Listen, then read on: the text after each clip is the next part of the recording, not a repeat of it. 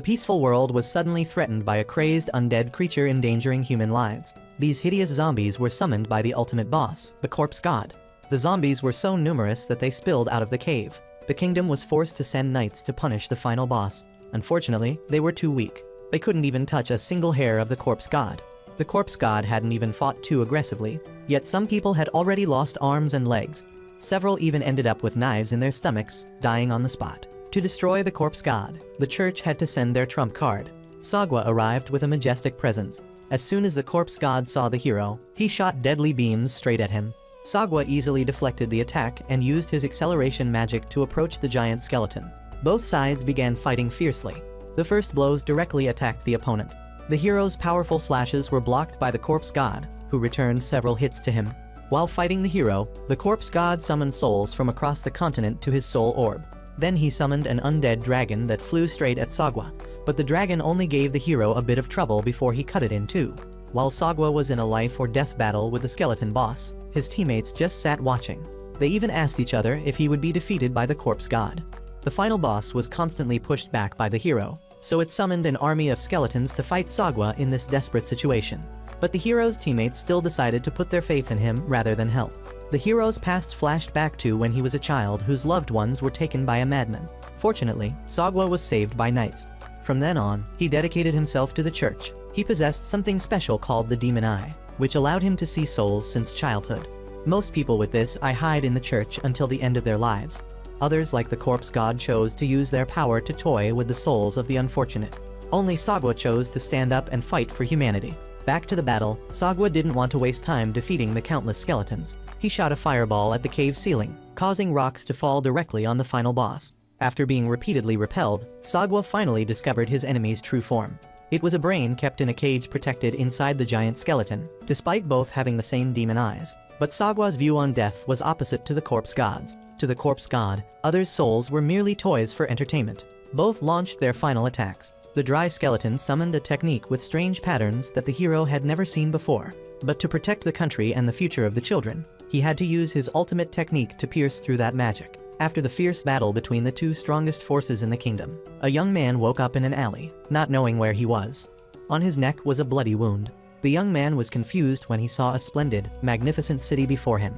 A young man from the corpse cleanup crew couldn't believe his eyes because the boy was still alive. He reported to his teammates that they didn't need to come because the assassin had lost all credibility. The reincarnated young man was still trying to understand the strange things around him. From alien languages to screens that displayed images without magic, everything was strange, but what interested him most was the peacefulness of this world and the bright smiles of the children. That was what he had wished for most in his old world. While thinking, two police officers approached to ask about his condition. His brain had just finished loading his memories, so he gradually understood what they were saying. He also remembered that his name in this world was Shino Yamashino. The policemen were about to call an ambulance to treat the wound on his neck when a girl suddenly kicked one officer in the head and quickly carried Shino away. A black man and a handsome guy noticed the incident but didn't intervene. The girl led the boy to a deserted alley and introduced herself as Misaki. A fragment of memory rushed back, making Shino think Misaki was his friend here. Misaki confusedly affirmed that her friend wasn't dead yet. His face, when pressed against her chest, still had warmth. To celebrate that the young man was still alive, Misaki decided to use the same blade she had cut his neck with earlier to do it again. Now Shino's memory was clearer, so he quickly fled to avoid being killed again by this crazy girl. Shino had escaped to a corner to think about what to do next. Here, he couldn't use magic. If he took another fatal blow, he might never wake up again. Just as Misaki found his hiding place, he had to jump away. Her knives flew toward him, but that only excited Misaki more. Shino's body couldn't keep up. With his existing reflexes, defending was somewhat difficult. This was the world he had always wished to live in, so the reincarnated young man couldn't die yet. Now once again, Shino tried to escape, but this time he had a knife stuck in his thigh. With all his will to live, he pulled the knife from his leg, threw it straight at Misaki, and ran away. For an experienced assassin like her, this was the first time she'd encountered such a formidable prey. Shino entered a room full of blood stains left from before, and the crazy killer followed right behind, stabbing another knife into his leg, causing him to fall to the ground. Misaki introduced this room as a place where horrific experiments were performed on people, so it was called the execution area. Because of this, rumors about restless ghosts made people afraid to come near. Right here, Shino's demon eye was activated. He understood everything about the atrocities committed here. The demon eye was something bound to his soul, so no matter where he went, it would follow him. Hearing the way Misaki talked about life was irritating, so the reincarnated young man summoned a demon arm and gave her a hole right in the stomach. But even the corpse god didn't expect that people in this world were so easy to kill. He was chilled when the assassin who had just been threatening him truly could not get up to fight back anymore. The past of the one the world saw as a calamity began when he was born with demon eyes. His family considered it bad luck and sold him to the kingdom's sorcerers. He became a soul-summoning mage, threw himself into countless battles, and was worn to the bone. Only when the kingdom was destroyed did he gain freedom. Tired of meaningless wars, he hid in the forest to live peacefully alone. A few children and a girl still accepted the corpse god's frightening appearance. Just as feelings between the human and the dry skeleton began to form, the world called him to be a murderer again. The church didn't ask for help, but labeled the children living with him as disease carriers and took them all away. Having lost everything, he became an outcast, carrying hatred for hundreds of years. The labyrinth where he hid was affected by his power, accidentally turning into a sea of the undead. One thing the corpse god had always wished for was a peaceful life. Having struggled so hard to get a chance to start over, he couldn't let himself be killed senselessly in the new world. And the corpse god never expected that people in this world would be so weak. Why didn't this crazy girl bring medicine or healing magic? Now, how could he explain to the police that he was the victim when he had just given his enemy a hole in the stomach? At this moment, he still hadn't realized he was being watched. The person who had been following the corpse god since he arrived here thought he was hallucinating. He had just reported to boss Kajisa and sent her a video clip of this incident. Misaki, when she was an innocent child, was sheltered by a warm family.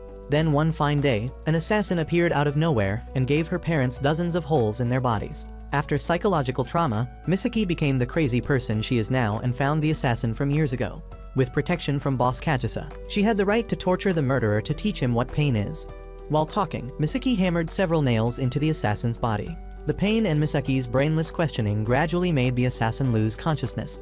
Misaki gave him another chance to remake his life on the condition that he rate his own morality. The assassin hadn't even opened his mouth before receiving a club straight to the face. Since then, Misaki had always eliminated her assigned targets with a terrifying smile that made some professionals in the field a bit scared. After avenging her family, boss Kajisa gave her a new mission. This time the target was a young boy, and Misaki wanted to check if she still had humanity. The result was that Misaki still acted as decisively as usual. She felt that if she continued to exist, someday she would betray the organization. Misaki decided to commit suicide, but a phone call made her temporarily postpone the plan.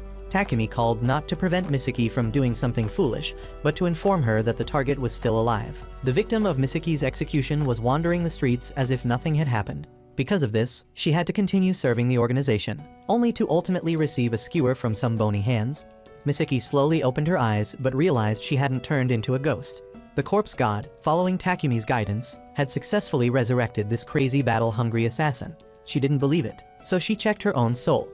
It was all thanks to Shino's magic. Kajisa ran over to hug Misaki and let her know that she had truly died. She was now just a zombie. Takumi would report the situation to everyone. He was an information trader whose side job was helping assassins clean up crime scenes after hunts. But he never expected that at his age, he would encounter such a strange case. Not long ago, Kajisa had gathered the whole team to inquire about the boy who had just killed her subordinate. She also asked about Takumi's condition, but after witnessing everything, he was even more confused than her. The corpse god had tried to fix the hole in Misaki's stomach in front of Kajisa and her trusted subordinates. Everyone still couldn't believe these high-level magic tricks. When the corpse god said he needed more mages to perform some kind of resurrection magic, Kajisa's group didn't understand what he was talking about. Only now did the corpse god realize that the world he had reincarnated into didn't have these concepts. Or if they did, they were only in games, so the reincarnated young man was the first to know how to use magic. He briefly explained his magic. Of course, an experienced person like Kajisa wouldn't be easily fooled by such nonsense. The corpse god had to use a bone hand to pin a bald man to the ground as a threat. This forced Kajisa to request time to discuss what to do with this sorcerer. Both sides were at a standstill when Takumi suddenly showed the boss news about a recent fire. As soon as he heard it involved children, the corpse god sent an eye to spy. Although the eye was immediately cut in half by Kajisa's subordinate, the corpse god didn't want to harm them because he was only curious about the fate of the children in the fire. They were all orphans whose families were connected to the underworld, so most had similar fates. Upon hearing this, the corpse god recalled his past and wanted to save the unfortunate children. Kajisa tested his intentions by assigning Takumi to supervise. The corpse god's movement looked like a glitching Spider-Man. Upon arrival, he opened his demon eye to check if the children had died yet. Then the corpse god used a hand to throw himself into the fire as casually as walking through a shopping mall. Takumi's face turned pale, his blood pressure dropping because he feared the press might capture this scene and publish sensational headlines. In the sea of flames, the children's parents' souls still stood beside them, trying to protect their children. The protagonist summoned a group of skeletons for them to possess so they could carry their children out. For a brief moment, the children felt the final warmth of their parents. When finished, the corpse god created another invisible hand, carrying all the children and dropping them off for the rescue team. The mission was complete, but internet users with quick hands had already taken pictures and posted them online. Takumi still didn't understand what this guy thought about life. Afterward, Misaki woke up and returned to her main profession, comedy. The corpse god shared his feelings with Kajisa. First, to live peacefully, he needed money. Next, his unique abilities were strange here. So Kajisa quickly recruited the protagonist by offering a combo of assistants, including the battle-crazy Misaki and Takumi to complete the set. The life of a neat and two psychologically troubled individuals began. Takumi was worried about whether the psychologically unstable girl could live with the person who had killed her. Of course, besides excitement, Misaki didn't have many issues. The entire building where the three of them lived was owned by Kajisa. With the corpse gods appearing and disappearing tricks, Takumi was truly worried about whether one day he might get skewered. The corpse god had made up excuses to Shino's family to cover for his absence from home. Shino's family only knew that he was traveling, and their son sent postcards every month. The corpse god was researching the new world he had reincarnated into. Everything seemed different, like whales here being legendary magical beasts in the old world. Was the religious order that used to knock on his door with swords when he was still a giant skeleton here too? Back then, he was bothered by fanatics wanting to fight him every day. Takumi wondered what Shino's nickname was in the old world. As soon as she heard the name, the corpse god, Misaki's eyes lit up because of how cool it sounded. To achieve a peaceful life as in legends, first, the corpse god had to escape the fate of being a poor soul. Next, he had to persuade the person who commissioned the killing of this body's original owner. To protect client information, Kajisa couldn't reveal that person's identity to him. But the fun-loving boss had promised not to accept any more commissions related to assassinating this body. The corpse god could relax and have fun. Personally, Takumi also thought no one would be crazy enough to mess with the corpse god. But currently, what worried him more was that the psycho who had killed the real Shino was living in the same house with them. Fortunately, the real Shino's soul had generously agreed to forgive Misaki. Thanks to the corpse god's intervention, the soul of the unfortunate boy was now in Takumi's drone. That was also why he couldn't control it anymore. But what made him shudder was the corpse god's view that human lives were like toys. That view made Takumi still very cautious of this bland kid. Just when they needed money to escape poverty, a client came to ask Misaki to protect him from foreign assassins. She was about to refuse so she could play with the bone arms. But the corpse god appeared out of nowhere and accepted the commission on her behalf. This time Misaki had to agree to participate. The content of the commission was to deal with the assassins who wanted to kill the client. They were all in the same gang as the cold-blooded assassin Rima, who had just been made to swallow an iron bar by Misaki for poor moral points. This gang worked very cruelly because they usually killed the victim's entire family at once. Following Takumi's information, they all went to the hideout. Misaki remembered the man who had harmed her parents, so she was a bit angry. She rushed into the enemy's nest like a car with no brakes, but somehow the enemy had been waiting there to ambush them. 2 or 3 guys carrying iron rods came out swinging continuously at Misaki. She gave one a kick that bruised one of his eyes. The second was also kicked in the face and fell down, causing the rest to trample over each other as they ran. The guy with one bruised eye had just regained consciousness when Misaki kicked him again, bruising his other eye. Although a bit perverse, Misaki's strength was formidable. While she was distracted, they played dirty and shot through her. The one who shot her was the uncle who had given them the commission.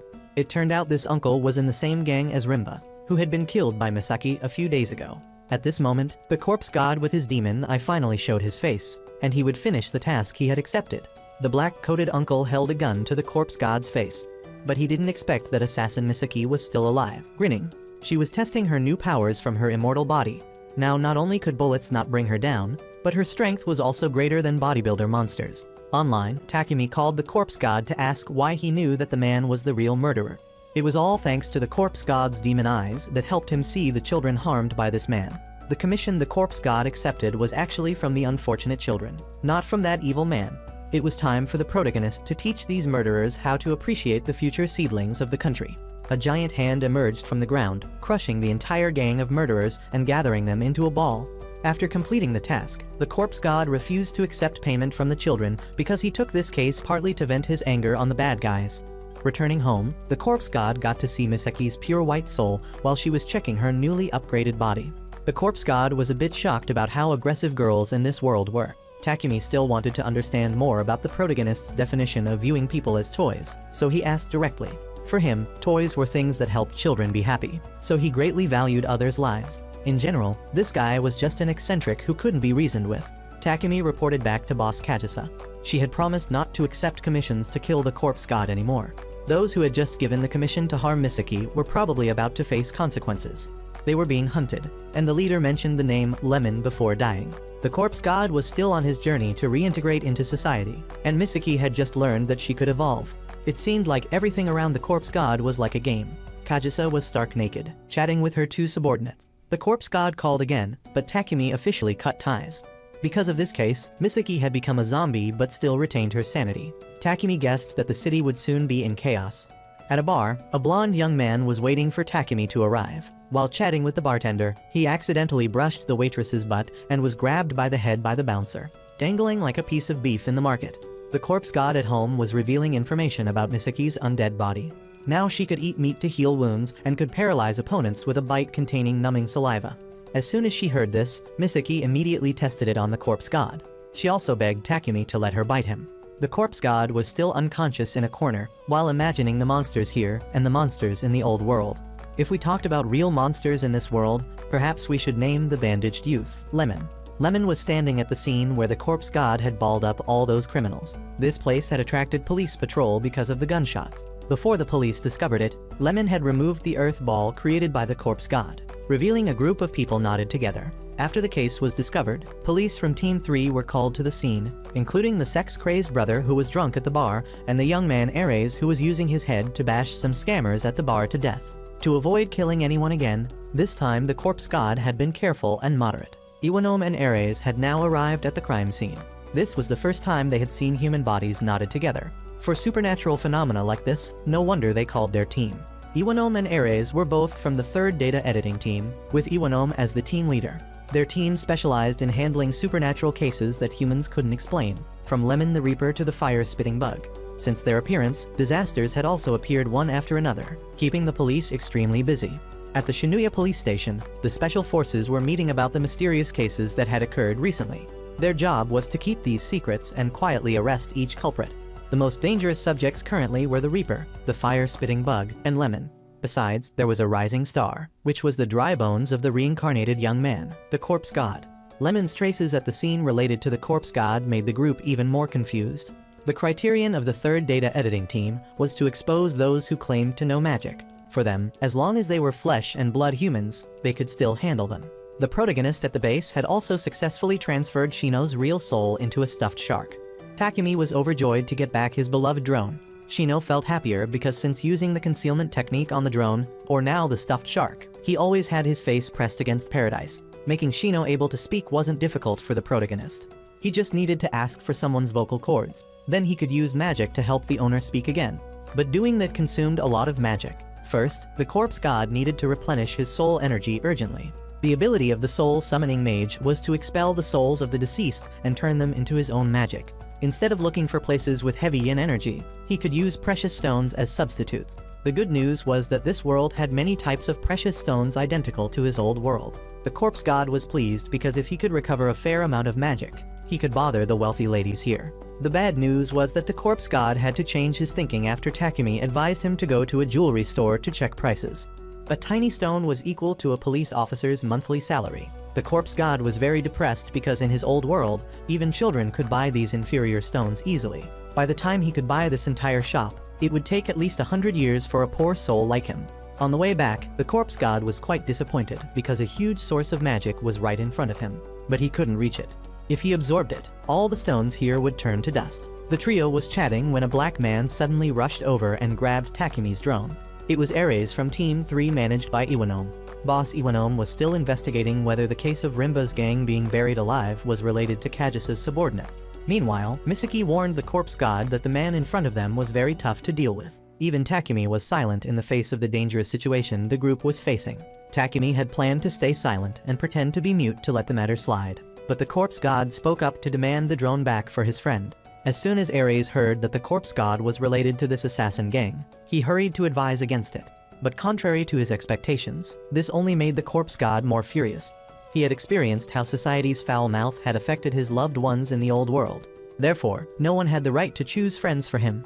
The killing intent emanating from the corpse god was enough to make Ares hastily retreat. The danger of the corpse god made the black man even more excited. After all, he used to be a gangster in the past. He had taken down Takumi's entire gang in the blink of an eye. Takumi knew this guy better than anyone, so he tried to prevent the corpse god from revealing his power in front of Ares.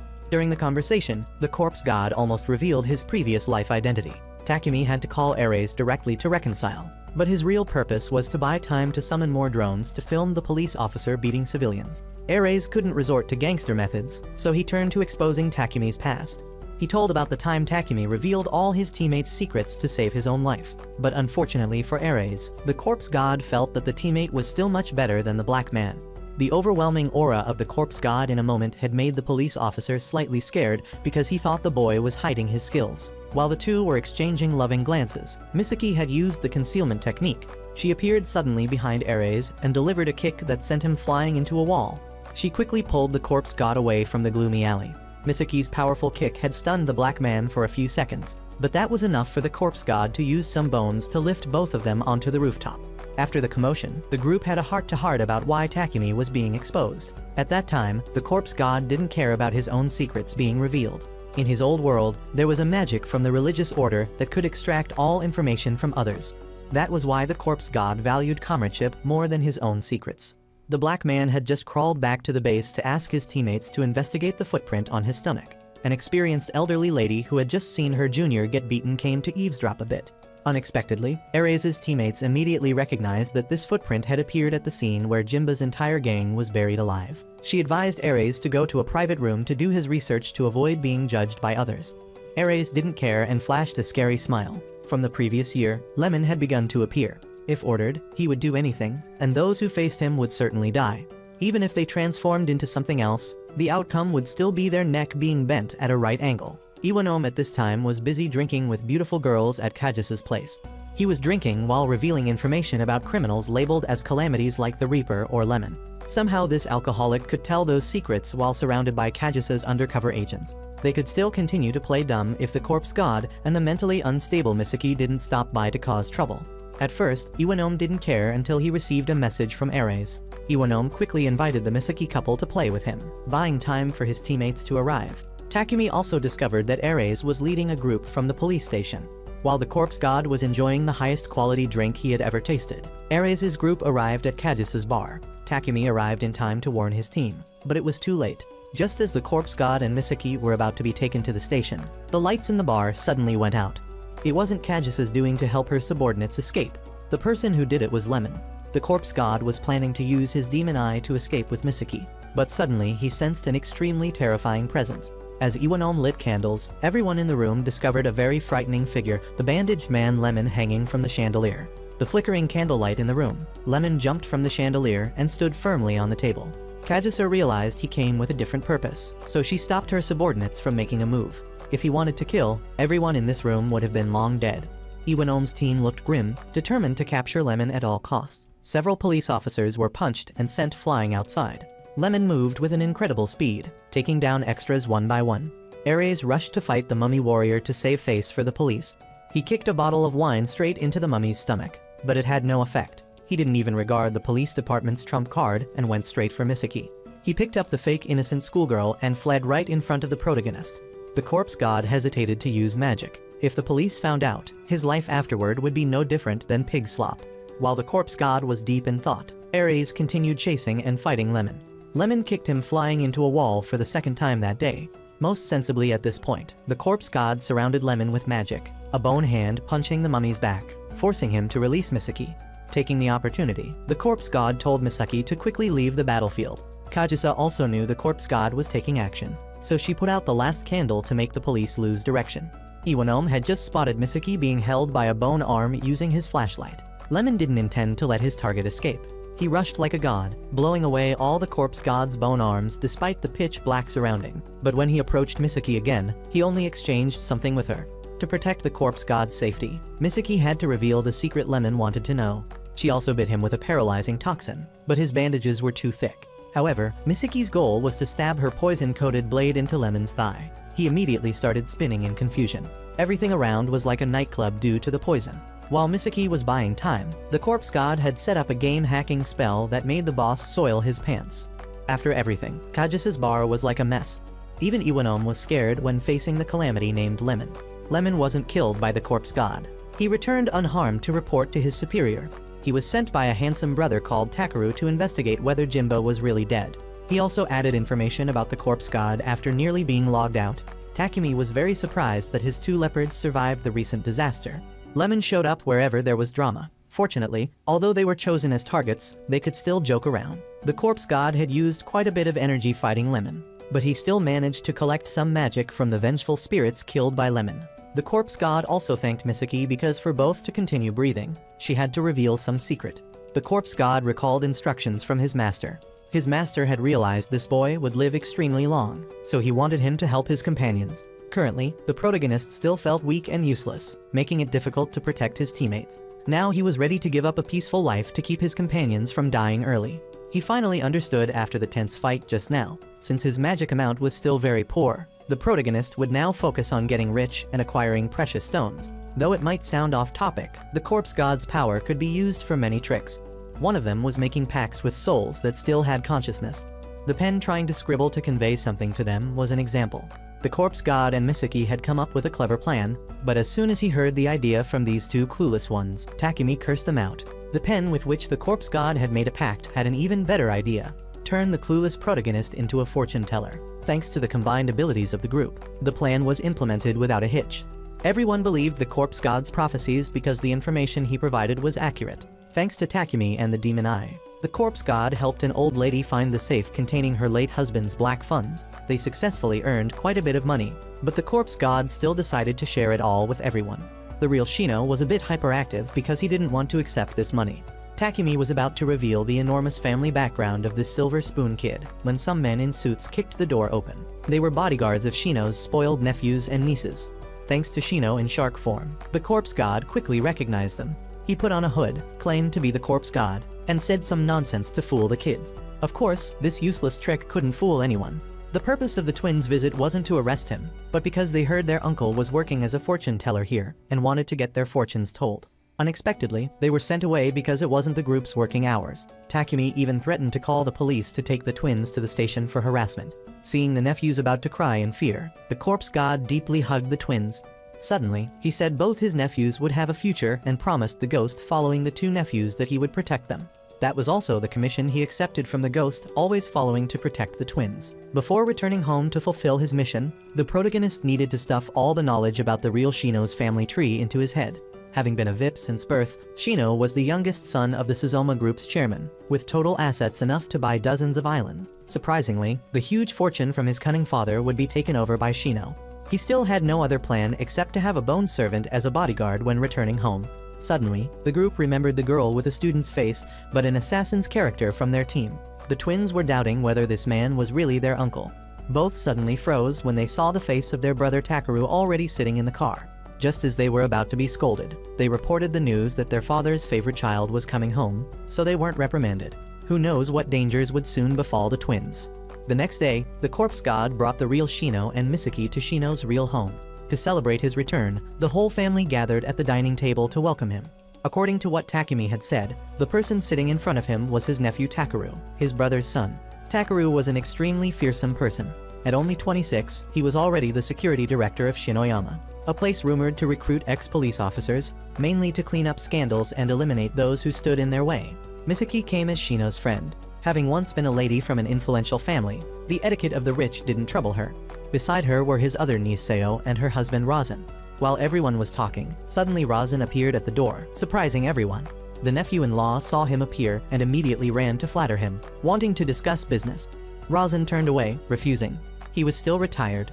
If they wanted to discuss business, they should find someone else. His aura was so powerful that it made his nephew-in-law pale and not dare to say much more. After getting rid of the annoyance, Razan asked about Shino. The corpse god, hearing his name mentioned, immediately stood up. He apologized to the man on Shino's behalf for leaving home without saying anything. Razan was indeed a father who spoiled his child. He didn't blame him at all, but just patted his head kindly. He immediately called both the corpse god and Misaki to another room to talk. The corpse god told him roughly the story he had experienced recently, when he thought he had successfully covered everything up. Suddenly Razan asked a question that made him freeze. Who was he, after all? Razan had clearly recognized this wasn't his son. He immediately drew a sword and pointed it at the corpse god. Although old, he wasn't easy to deal with, and moreover, he was a father. The corpse god suddenly realized he had underestimated the bond between father and son. This father was completely different from the one who had easily sold him for money in his previous life. Suddenly, he had a premonition. The corpse god wanted to call a truce with Razan to go rescue Shizuki and Kazuki. Those kids were in danger. Once done, he would explain to him later. Although he didn't understand, Razan still let him go. Just as the corpse god jumped away, people started shouting about a fire.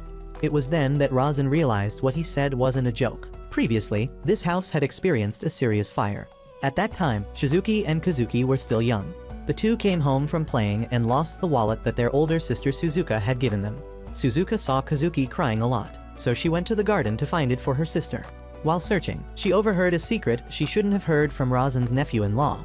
He was cooperating with someone to burn her twin siblings and fake it as an accident scene. He had prepared this plan for 2 years. Suzuka was so shocked that she made a noise and was discovered. She tried to escape but wasn't fast enough and was caught and burned alive by that man. Suzuka's death was considered an accident. Since then, she became a ghost following and protecting the two children. Shizuki and Kazuki were now in danger. There was a fire in the house, and a bodyguard appeared and led the two away. Suzuka clearly knew something was wrong with that man, but besides watching her two siblings run to their deaths, she couldn't do anything else. At Tokyo Detention Center, Iwanom and Ares were arriving to interview another unusual criminal they had caught. He was Solite, a once talented magician. Iwanom came to ask him about the burning orphanage where some skeletons appeared. This fire was identified as related to the fire-spitting bug, a criminal known for leaving horrific crime reports at crime scenes. This world is full of fakery often appeared at fire scenes he caused. The fire also spread at a terrifying speed. Police hypothesized that he might have disguised himself as someone in the house, spent time setting up the fire, then acted, not unlike bugs eating away at a house. The twin siblings were now following the man. He led them to a door down to the basement to escape the fire. Kazuki suddenly stopped. She remembered there was no exit route from that basement. So why was this person leading them down there? The man, seeing he couldn't hide anymore, revealed his true face. He approached the twins, his hands sparking with electricity. Suzuka's soul tried to stop him, screaming in vain. At that moment, Misaki appeared and gave the man a blow that made his human mask fall off, revealing his true face. She quickly told the two children to run away so she could fight this person alone. From the beginning, she had recognized that this man knew her. So since they were at the corpse god's house, he had been cautious of her. Seeing he was exposed, he immediately created a fire. Misaki didn't hesitate to play with him. Her strength made him doubt whether she was a monster rather than a human. How could a person be so strong? Misaki took an iron bar and spun it to fan away the fire he created. At this point, she realized this man wasn't panicking when the two children ran away. He had burned down this whole area. Shizuki and Kazuki held hands, accepting their fate. Perhaps this was their karma. Surely Sister Suzuka must have hated them back then. It was because of them that she died. Both swore that when they got down there, they would properly apologize to her. Just as they thought they were about to die, they no longer saw wooden beams falling on their heads. Instead, Shino appeared. He summoned magic to prevent the ceiling from falling on the two children and rescued them from there. Takeru had now grasped the situation and sent his men to clean up the aftermath. Razan's nephew-in-law was smugly escaping when he was caught by the Shinoyama family's assassins. The fire-spitting bug was very confused when he saw the two children still safe and sound. He was caught by the corpse god while in the disguise of a servant. How could he fool the demon eyes? Even if he changed his appearance, the color of his soul remained the same. Moreover, he was haunted by the vengeful spirits of those he had killed. The fire-spitting bug tried to escape, but was kicked into a wall by Misaki. If he had enough magic power, the corpse god would have tortured this man for hundreds of years. The fire-spitting bug laughed contemptuously. The corpse god reminded him of little boys with delusions of power. He immediately created a large fire separating Misaki and the corpse god from him. The corpse god broke out in a cold sweat. He worried whether he had enough magic power to cross this fire. Suddenly, he saw a figure standing beside the fire-spitting bug. Lemon had appeared out of nowhere and smashed the man's head into the ground, killing him instantly. He appeared mysteriously and disappeared just as mysteriously, leaving them only a signal to keep this matter secret. The nephew-in-law had been brought back to headquarters by Takeru for questioning. A fool of this level daring to go against the entire family. After hearing what Iwanom said about the fire-spitting bug, Solite found it very amusing. The fire-spitting bug, a master of disguise and house trap design. Those were just characteristics of an ordinary villain, an impersonator. The real fire-spitting bug's actions far exceeded ordinary people and didn't involve any petty methods. Moreover, Soulite discovered that Iwanom was hiding the latter part of the message left by the real fire-spitting bug. At this point, as the fake fire-spitting bug was being escorted by the police, suddenly a line of fire writing appeared on the ceiling of the car. The police officers suddenly stared at him as if hypnotized. By the time the fake fire-spitting bug realized, he had already been burned to death. The police officers suddenly returned to normal and jumped out of the car before it completely exploded. The real, genuine fire-spitting bug had appeared and killed the imposter. After the fire ended and everything was handled smoothly, the corpse god returned to talk with Shino's father as promised. Because the story he was about to tell was a secret, he wanted the attendants silently standing nearby to leave. Razan was very surprised. He was certain that his subordinates had concealed their breathing. Yet the corpse god still detected their presence. Razan ordered them to leave as requested. Only then did the corpse god feel comfortable telling the story about his true identity and how everything began. After hearing the story, Razan could hardly believe his ears. It was a story that no one could believe, but looking at those self-moving eyes, he had no choice but to believe. Nevertheless, he still couldn't forgive Misaki after knowing she was the one who killed his son. Razan immediately pointed his sword at Misaki. Shino suddenly jumped out in his stuffed shark form to intervene. This action made the father recall a previous scene, and immediately guessed this was his son. He didn't know whether to laugh or cry anymore. Looking at his son whose body had been taken over now living in a stuffed shark, he seemed so happy. It seemed that being in this shark form wasn't so bad. He had been bouncing around in front of him for a while now. Seeing this, Razan couldn't stay angry. Razan suggested a body for the corpse god, a sophisticated robot that the Shinoyama family was researching. Shino was very eager. Since he was exchanging bodies anyway, wouldn't a high-quality body be better? He wanted a robot body with drills and the ability to fly. It already sounded cool. In short, if there was really someone who wanted to take Shino's life, then the father fully approved of the corpse god continuing to use his son's body. The two returned intact. The corpse god called to report to Takumi. Although he had spilled all his secrets, it was only to Razan, so it should be fine. After the fire, Shark Shino still greatly regretted his burned belongings. Misaki approached to comfort Shino and apologize for killing him. All problems became meaningless when his face was pressed against something soft and comfortable. The corpse god felt extremely surprised that someone could easily forgive their killer like that. Razan's two grandchildren ran out to thank Misaki and the corpse god for saving them in the fire. The corpse god took the opportunity to promote the name the corpse god to the two kids. The soul following them had fulfilled its wish. Suzuka was now back to normal and continued to follow and protect the children. Iwanom was interviewing the magician when he suddenly heard that the arsonist had been killed. Soulite demanded to see the footage of the arson scene, but Iwanom wanted him to provide some information first. There had to be give and take. Suddenly, the lights went out. When they came back on, somehow Soulite, who had been handcuffed, had disappeared. Soulite's disappearance caused trouble for team leader Iwanom and the black-haired Ares. The first case he committed was 3 years ago, stealing paintings to create content for streamers. How thoughtful. The second case was somehow making a government building suddenly disappear. This time it involved human lives, but there wasn't enough evidence. There was also the case of kidnapping the Prime Minister with black cloth. The Prime Minister was covered with a large bag over his head, and when the bodyguards removed it, he had already disappeared.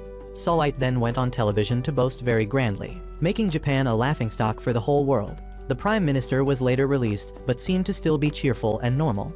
Afterward, Soulite came to the police station to surrender, demanding that Iwanom put handcuffs on him, and saying nonsense about using his magic to deceive the owner himself. Soulite wanted to inform other criminals out there that real magic existed. He caused chaos in Japan just to find his talented students. While outside was full of turmoil, Takumi and the corpse god were still leisurely shopping. The two had just bought a radio.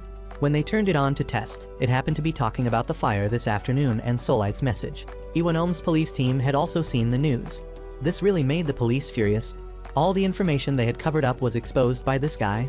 Soulite went on television to introduce himself, announcing to the whole world that he had returned and was more powerful than before. A very grand comeback, promising to see everyone next week. Until then, just enjoy the peaceful life. Iwanom guessed that he might have bought something from a place called a general store to be able to hijack the broadcast. Soulite approached the fire-spitting bug to persuade him to join his side. He preached for a long time, but the other person remained silent. Suddenly, Soulite received a phone call. He thought it was the general store owner calling, but it was the fire-spitting bug standing less than 10 meters away from him. The fire-spitting bug asked him how he could detect his presence. He had even planned to burn him alive. Did he think this trick was that simple? Just disguise yourself and that's it. The Corpse Gods group determined that Solite was a dangerous person. In his world, he had never seen a case like this. There were usually more abnormal cases that were creepy just to hear about. There was even a calamity destroyer who could kill him. This world didn't have dragons. Yet the dragon shape that humans imagined was quite similar to the dragons in the Corpse Gods world. Hiroshi guessed that perhaps the things we imagine here are similar to real entities in other worlds. There seemed to be fire and wind spirits too. Speaking of fire spirits, the fire-spitting bug was no different. He used fire to attack Solite continuously. Solite utilized his agility and ability to escape the sea of fire created by the fire-spitting bug.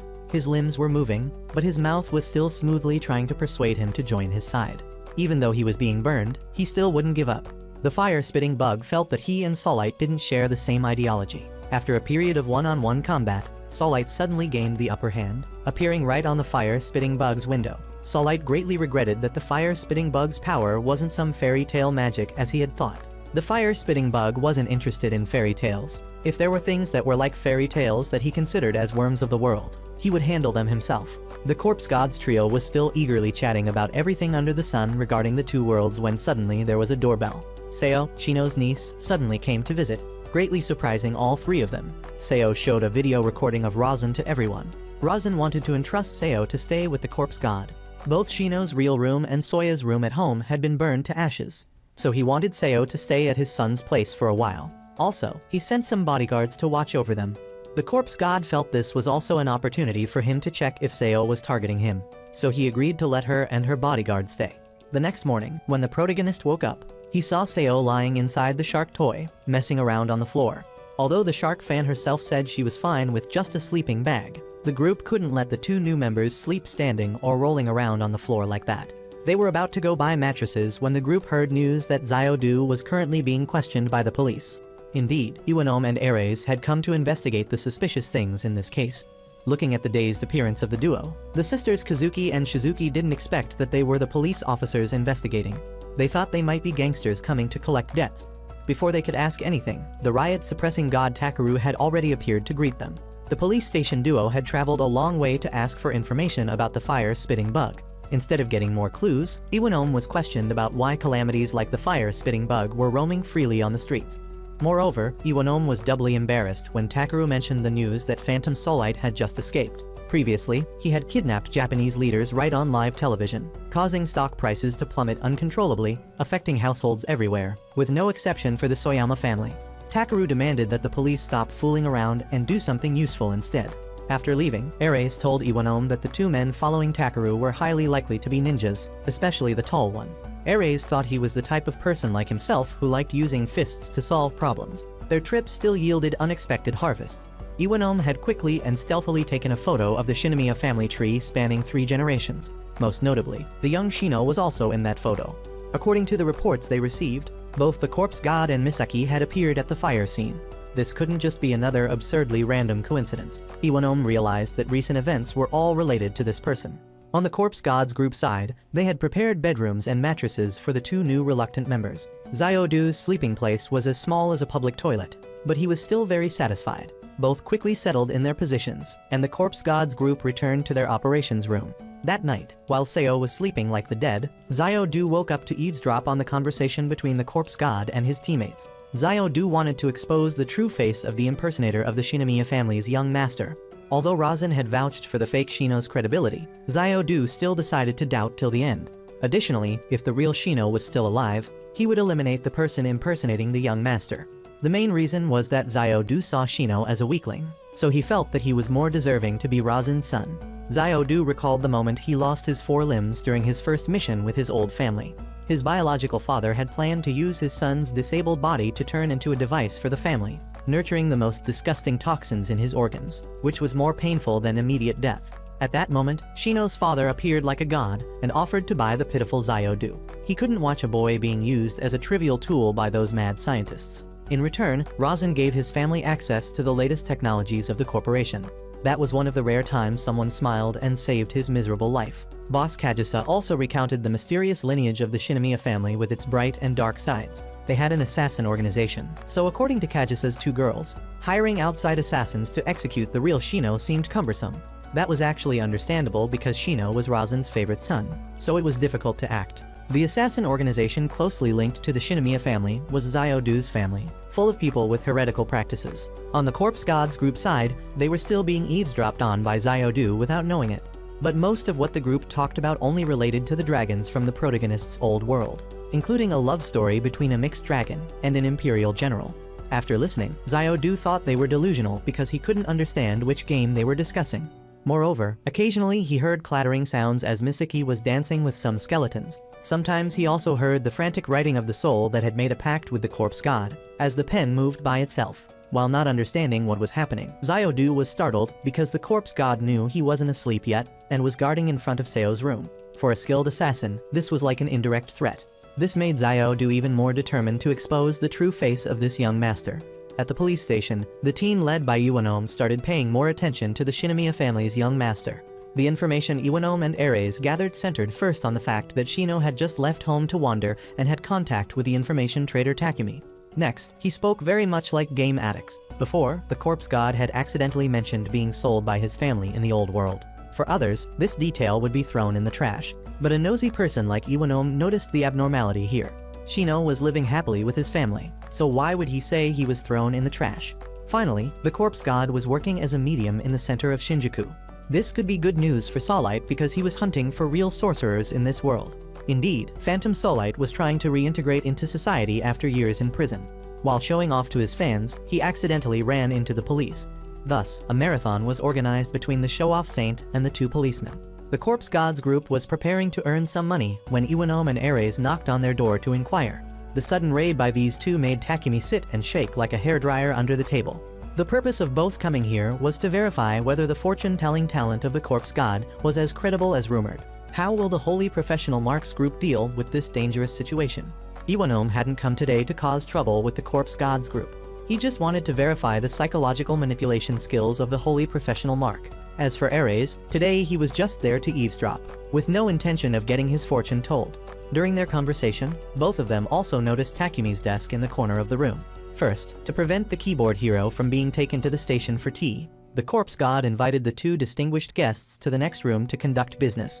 Before getting to the main session, Iwanome reminded the corpse god that he needed to pay taxes if he wanted to practice fortune-telling. At the beginning, the corpse god preemptively stopped Iwanome, saying he couldn't reveal Solite's location, so don't ask such redundant questions. It was a humiliation for the police, and the team leader's face wasn't thick enough to ask him to solve it. Seeing the corpse god's demeanor as he made the crystal ball glow surprised Seo about her uncle.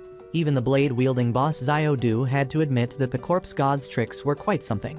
But he was still waiting for an opportunity to have the two policemen take him to the police station. Back to the fortune-telling. The very accurate information made Iwanome just sit and guess how Takumi was relaying information to the protagonist. Takumi even obtained information that Iwanome was looking for a blind date to escape the fate of being friends with his right hand. Now moving on to more interesting events that Iwanome couldn't maintain a calm face for. The corpse god suddenly mentioned the biggest crisis in Iwanome's life, but he didn't tell him how to solve it. Suddenly, the pen on the table stood upright, almost making the team leader's heart leave his body to travel. While the miraculous pen was writing something, Xiaodu, who was watching, recalled hearing this sound last night. Surely these guys had prepared this trick beforehand. After seeing what the pen had written, Iwanome suddenly lost his composure and lunged to grab the corpse god by the collar. The drawing reminded him of the time he worked with his senior. This was the symbol that person had shown Iwanome and then quickly burned. Iwanome was very surprised about how the Shinomiya family's young master knew this secret. But Iwanome quickly regained his composure and paid a considerable sum as compensation for wrinkling the corpse god's shirt. Before the police station's cursed duo wandered off elsewhere, they had heard their true identities. The name the corpse god made Iwanome associate it with a calamity. Everything was back in place, but Xiaodu felt something strange about Iwanome during the fortune-telling session. But he still had to fulfill his role as a butler, so he couldn't stay to eavesdrop more. While Iwanome was dining with his colleague, the atmosphere seemed a bit silent. Iwanome decided to speak first to let Ares comfortably interview him about why he lost his composure earlier. Something enough to make a person as calm as the blonde man have his hair stand on end. Iwanome had promised to explain everything to his teammate during the time they moved to the next location. Xiaodu wanted to know exactly what had happened, so he took the opportunity to make an excuse to go buy food and some sharks for Seo. Now he had a little time to follow the police's main duo. At another location, a gang of criminals was trying to retrieve a scroll containing important information. Unfortunately, they had been ambushed by the fire-spitting bug from behind. In the end, the person who got the tattered paper was Phantom Solite. He also discovered a secret symbol inside the paper. Solite had smelled something interesting from this symbol, so he had a crazy plan in his head. Back to the Corpse God's group. After escaping the fate of being questioned by the police, the Corpse God had confessed the truth. He didn't see any souls following Iwanom. So what about the symbol that made someone like the blonde-haired man panic? Where did he get it from? Iwanom went to find Kajisa. But this time, he wanted to ask for information about that person. He knew Shino had connections to Kajisa's organization, so what he wanted to know was why that person wanted to pass information that only he and that person knew through Shino. But Kajisa, listening so far, didn't understand because she didn't know who Iwanom was referring to. While the two were arguing, the busybody Zio-Do was still hiding in the ventilation duct, eavesdropping. The Corpse God also honestly said that since the room was too dark, he didn't know what the content of the paper was. The person that Iwanom was looking for was currently the pen that had made a pact with the Corpse God, named Hasu Yogi. He was also Kajisa's beloved senior. Finally, everything was clear because the senior Iwanom had always been looking for was the pen from earlier. Misaki was also very interested to know that Hasu Yogi had known the blonde police officer from the beginning. What made team leader Iwanom quite angry was that Hasu Yogi had once said their life protection room had the duty to protect the past, present, and future for the children. Therefore, involving a child in such dangerous events was unnecessary. So he wanted to confirm whether Kajisa was exploiting the children for profit. Kajisa had blamed the things surrounding the Corpse God as definitely Heaven's will, and she just lent the house to the kids. This could cause the Corpse God and Misaki to be visited by evil forces. Before leaving the bar, Iwanom had promised to purge the entire police force for his senior to return one day. Kajisa's subordinates were also quite worried that the Corpse God was involved with Hasu Yogi, but Kajisa had reassured everyone. As for Zio-Do, after being so nosy, he had also concluded several targets that needed to be eliminated to protect Razan. Takumi and Misaki were in psychological shock because the Corpse God's contract pen had once been a prosecutor, a position that could both monitor criminals and eliminate dirty cops in the police station. In the wholly professional Mark's old world, there was also someone with a position somewhat similar to that, but he seemed a bit more brutal. The Corpse God and his teammates were thinking of asking for some information, but were blackmailed by Hasu Yogi for providing information. Before getting into this case, they had to earn 1 million yen, and Hasu Yogi would take care of the earning part. The group had to fulfill his final lifetime wish. This was also a condition of the contract. In exchange for Hasu Yogi's obedience, the Corpse God had to help him complete his unfinished wish.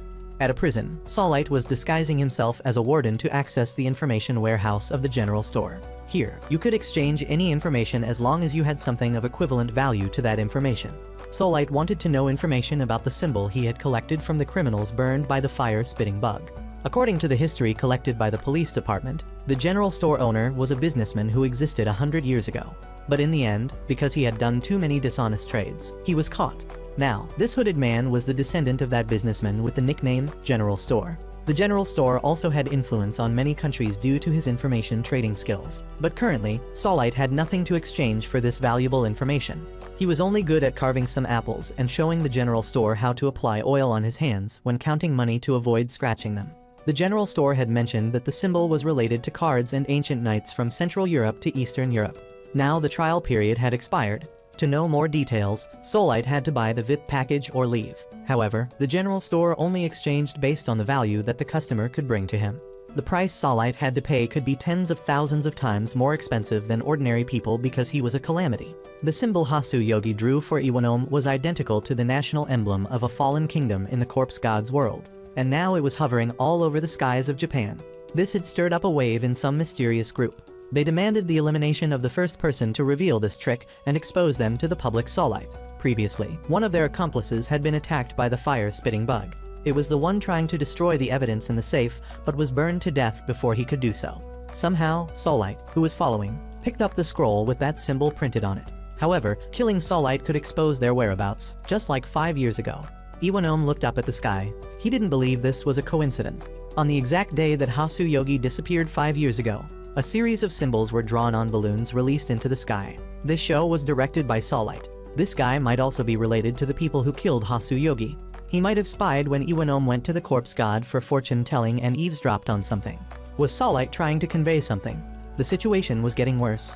People from the police headquarters came to find Iwanom to settle the score. Solite was leisurely enjoying fame on top of the balloon. The information he wanted to buy was worth 3,000 billion yen, simply because the General Store believed he had the ability to earn 6,000 billion yen. The general store guaranteed that this information was like a medicine that would determine Solite's fate, but if used incorrectly, he would die. However, Solite didn't agree to the transaction and wanted to find the answer himself. The Solite dummies arranged on the balloon were successively shot down by assassins, but he wasn't afraid and even broadcast this news on TV. Some organization was trying to cover up this matter. It proved that someone had infiltrated the police force to know his location, because previously, only police aircraft could determine which balloon he was on. This symbol must have a problem. Solite immediately offered a reward for anyone who could provide more information about this symbol. The corpse god assessed that the situation seemed bad, but first, he had to deal with this niece. His group seemed a bit careless when they let Seo know all the secrets about reincarnation and past lives, and now they had to explain themselves. In general, the corpse god was a reincarnated person, defeated by a hero and entered Shino's body. While the real Shino's soul was still safe, despite how far-fetched it sounded, this niece still believed it. Basically, because she had already vaguely guessed it. All of his gestures and actions weren't like Shino's at all. Now, just needing a bath to calm the mind, she conveniently took the real shark Shino along without knowing it was her uncle. To prepare for the worst case, Takumi asked the death god if there was a memory erasing technique. The soul summoning technique put a controlled soul into the body. The opponent's soul had a part of its memory cut off, causing a chain effect on the brain. It wasn't difficult, but for people in this world, he didn't know. If not careful, it could ruin them completely, but applying it to enemies should be fine. Especially those thugs from before were really insidious people who shouldn't be made enemies of. However, comparing the two sides, Takumi still found that Misaki, who was always grinning, was scarier.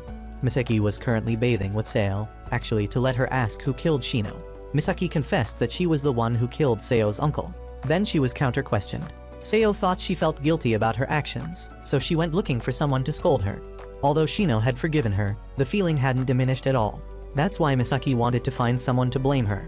But it's okay, Seo forgave Misaki. She wouldn't do anything, seeing that the secret had been exposed. Misaki also admitted to Seo that people who like sharks are all good people. The real Shino, eavesdropping all this time, was pretending not to see anything. Besides the shark reason, another reason for Seo to forgive Misaki was that she had saved Shizuki and Kazuki. Misaki didn't know how to react properly, so she had to sit and chat with Seo. Takumi heard the story and was furious. This Seo girl was no different than someone with a short circuit. Seo felt very wronged. She couldn't understand why they thought she had sent someone to assassinate Shino. Because she liked sharks, she would definitely throw Shino to the sharks. There was no need to hire an assassin. Shark Shino was blushing red in Seo's arms. Takumi found it strange, so he picked it up to check. Being a shark was really suffering. Seo only now realized that it wasn't a normal shark but her uncle. By this time, it was too late. Thinking about the scene of changing clothes being seen was humiliating but still felt good. She also wanted to be a shark. Otherwise, the corpse god could let Shino borrow her body and put her soul into the shark. Seo's thoughts changed so rapidly that even her uncle couldn't keep up, let alone outsiders. The corpse god wanted to meet the group of people who were planning to use that symbol for something shady to talk. That symbol was a precious memory from his old world, and now it was being tarnished, so he couldn't ignore it. Takumi suggested investigating the organization behind it. However, this could also be a trick by Solite. That Solite couldn't be from the corpse god's world because he wanted information about that symbol. Based on magic analysis, the corpse god wasn't sure if there were other reincarnated people.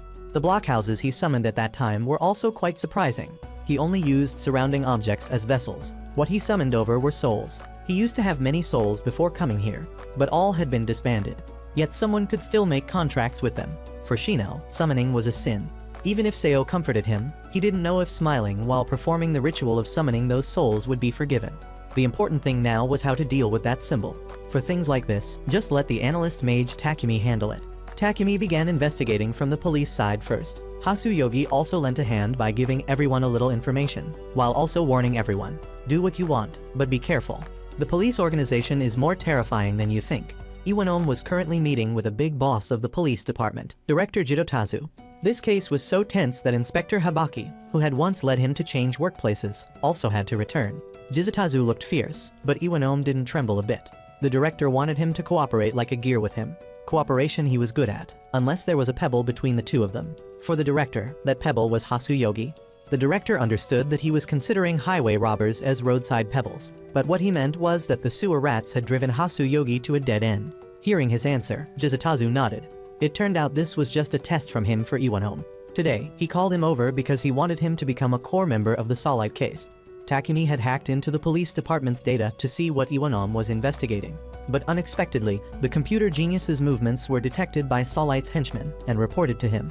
The number of clients coming for fortune-telling at the protagonist's place was growing daily. Takumi had spent the whole night researching information about the symbols, but everything was still very vague. The only noteworthy point was that at the moment Hasuyogi was close to finding the answer, he disappeared without a trace. Hasuyogi also recounted the moment he had almost caught the mastermind. Someone had hired an assassin to kill him in the very building where they all were operating. There was only one possibility. The culprit was someone inside the police force who dared to touch an inspector like Hasuyogi. He only said this much because there was still a lot of information he couldn't confirm. Saying too many uncertain things could endanger the safety of the group and Shino's family. There was a nosy person on the lower floor who was chopping carrots while eavesdropping on the drama. Xiaodu also knew there were problems within the police force, but what he doubted more was the conversation style of the whole group. Occasionally, the Corpse Gods group would fall silent for a few seconds for no reason, then continue chatting. Iwanom was summarizing what his Team 3 had gathered for other police chiefs. They needed to investigate the symbol that was causing Solite to spread rumors everywhere. Most were paying attention to Iwanom's explanation, but there were still some malicious ones cursing the duo Iwanom and Ares. At the workplace, the corpse god was still giving guidance to a middle-aged uncle. Actually, this was Solite disguising himself as this uncle to come for fortune-telling. All the information was accurate, but Solite guessed the hacker Takumi had told it to the corpse god. He was somewhat disappointed because this fortune-teller was still just a mortal. Seeing this uncle a bit sad, the corpse god offered to answer one of his questions. Solite asked about the symbol he was pursuing with the purpose of earning 300 million for pocket money, but he predicted the corpse god couldn't decode the symbol. However, he wouldn't have expected that the dialogue from this moment would give him a different perspective on the holy professional mark. The corpse god mentioned the errors in the symbol that Solite was pursuing and asked Hasuyogi to perform as usual. Then came his moment of frozen shock. For a moment, Solite thought he had found the truth, but he had to calm himself immediately, because if the fortune teller in front of him was from some dark organization, it would be difficult for him to keep his petty life. Hasuyogi had gently reminded the corpse god not to let his mouth go too far to avoid revealing more information. Of course, with his all-embracing nature, the corpse god couldn't watch the symbol he cherished be faked. Before Solite played his hand and left the place that had been making his spine chill, the corpse god gave him a bonus piece of information. The girl in the wheelchair behind him was very worried about Solite's life. This was the second shock since Phantom Solite brought his face to ask for a fortune. The holy professional mark had gained recognition from one of Japan's calamities. Initially, he thought the boy was a con artist like himself, but somehow he knew the identity of the wheelchair girl. Another piece of good news was that Solite had discovered the fire-spitting bug had also come here to scout. The duo Iwanom and Ares were also very troubled by the mission to track down Solite. The symbol he was spreading everywhere was also different from the original image, but they couldn't publicly share this information. There was a high possibility that enemies were hiding within the police force. Although the deadly pair of Team 3 had too many targets to pursue, they were fortunate to be provided with additional manpower. In the middle of their chat, two irritable police officers came to Iwanom's place to cause trouble. The blonde-haired man wasn't a novice, so he immediately countered with the matter of these two taking bribes. One of them angrily grabbed Iwanom's collar and threatened the team leader not to touch his territory. Of course, Iwanom wouldn't easily agree with those who liked to intimidate others. The police chief was about to resort to thuggish behavior when Ares firmly gripped his wrist. If not for Iwanom telling his teammate to stop with a cool demeanor, someone would have had their arm broken. Iwanom's teammates from the life safety room had shown themselves. Some pushed down the nasty old man, others conveniently dislocated the police chief's wrist joint. With a simple technique, they had countered the tricks of the two corrupted cops. The cool appearance of the two teammates stole all of Iwanom's spotlight in his moment of creating an impression. Mr. Habaki had also just arrived to end this standoff. After hearing everything from Iwanom, Habaki advised him not to challenge these old men. Recently, the police force's internal affairs were having headaches trying to find moles in the organization. Habaki still stood on Iwanom's side, but he still hoped this young bull would cause less trouble. So the blonde-haired man returned to his teammates from Team 3 who were waiting outside. He guessed that in this case, other calamities would also be involved. But what Team 3 needed to do was focus on protecting the city and capturing the heads of the calamities. Xiaodu at home was helpless because even Xiaodu's family news channels couldn't find any juicy information. Suddenly, he heard the sound of an intruder. Indeed, Solite had come to the corpse god's house to confirm a few things again. He was walking and babbling nonsense as usual. Suddenly, several knives flew from behind straight at him. He easily used some cards to block the throwing knives. He thought it was the corpse god welcoming him, but it wasn't. From behind the wall was Xiaodu, the Shinamiya family's assassin. The corpse god was sleeping soundly below and had no idea what was happening around him. Suddenly, Shino discovered words being inscribed by fire gradually appearing on the wall. The familiar singing of the fire-spitting bug rose again when he was active. The holy professional Mark was dreaming about the day the Empire was destroyed. The corpse god had intended to help the soldiers, but his master had stopped him.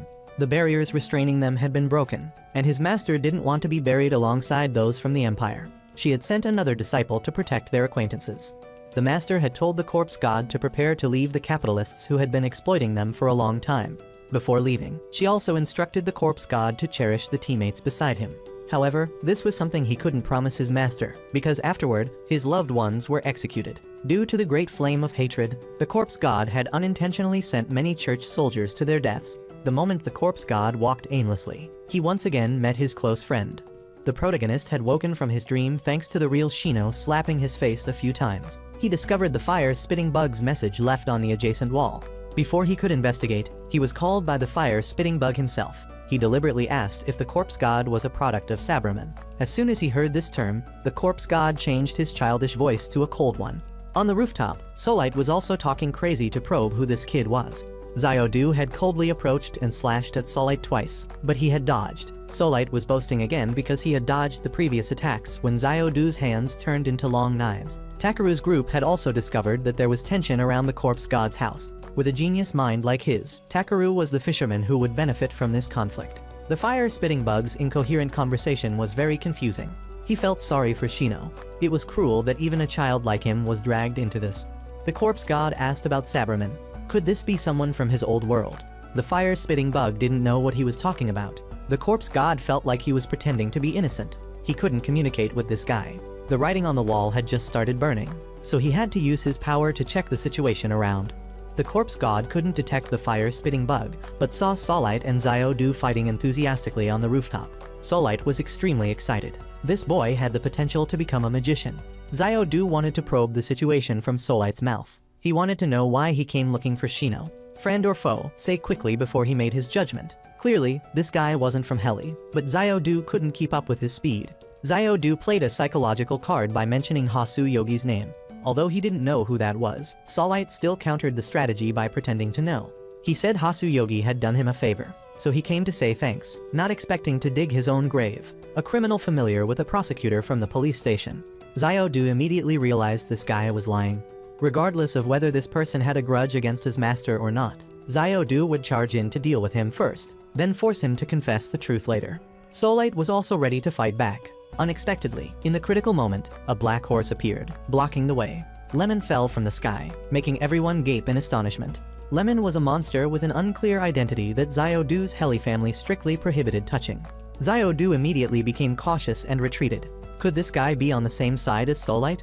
Just as he was planning to escape from this place, suddenly someone arrived. Solite immediately boasted that this was his trick. Seeing Lemon walking towards Xiaodu, he tried hard to persuade Lemon not to touch Xiaodu, but he talked too much and became a target himself. Lemon was Takaru's henchman. No one in the family knew about Lemon's existence or the assassins under Takaru's command. Takaru would certainly not harm Xiaodu, a person from the Shinama family. However, that dismissive attitude made Xiaodu feel insulted. Continuously attacking Lemon, Lemon ignored him and charged at Solite, cornering him. Xiaodu decided to deal with both. Downstairs, a strange girl in a raincoat related to the fire-spitting bug was stopped by the police. It's dangerous to have children on the street at this hour. The phone suddenly being cut off confused the corpse god. However, the fragmented information related to the old world he had lived in made him very concerned. The corpse god couldn't ignore any clues.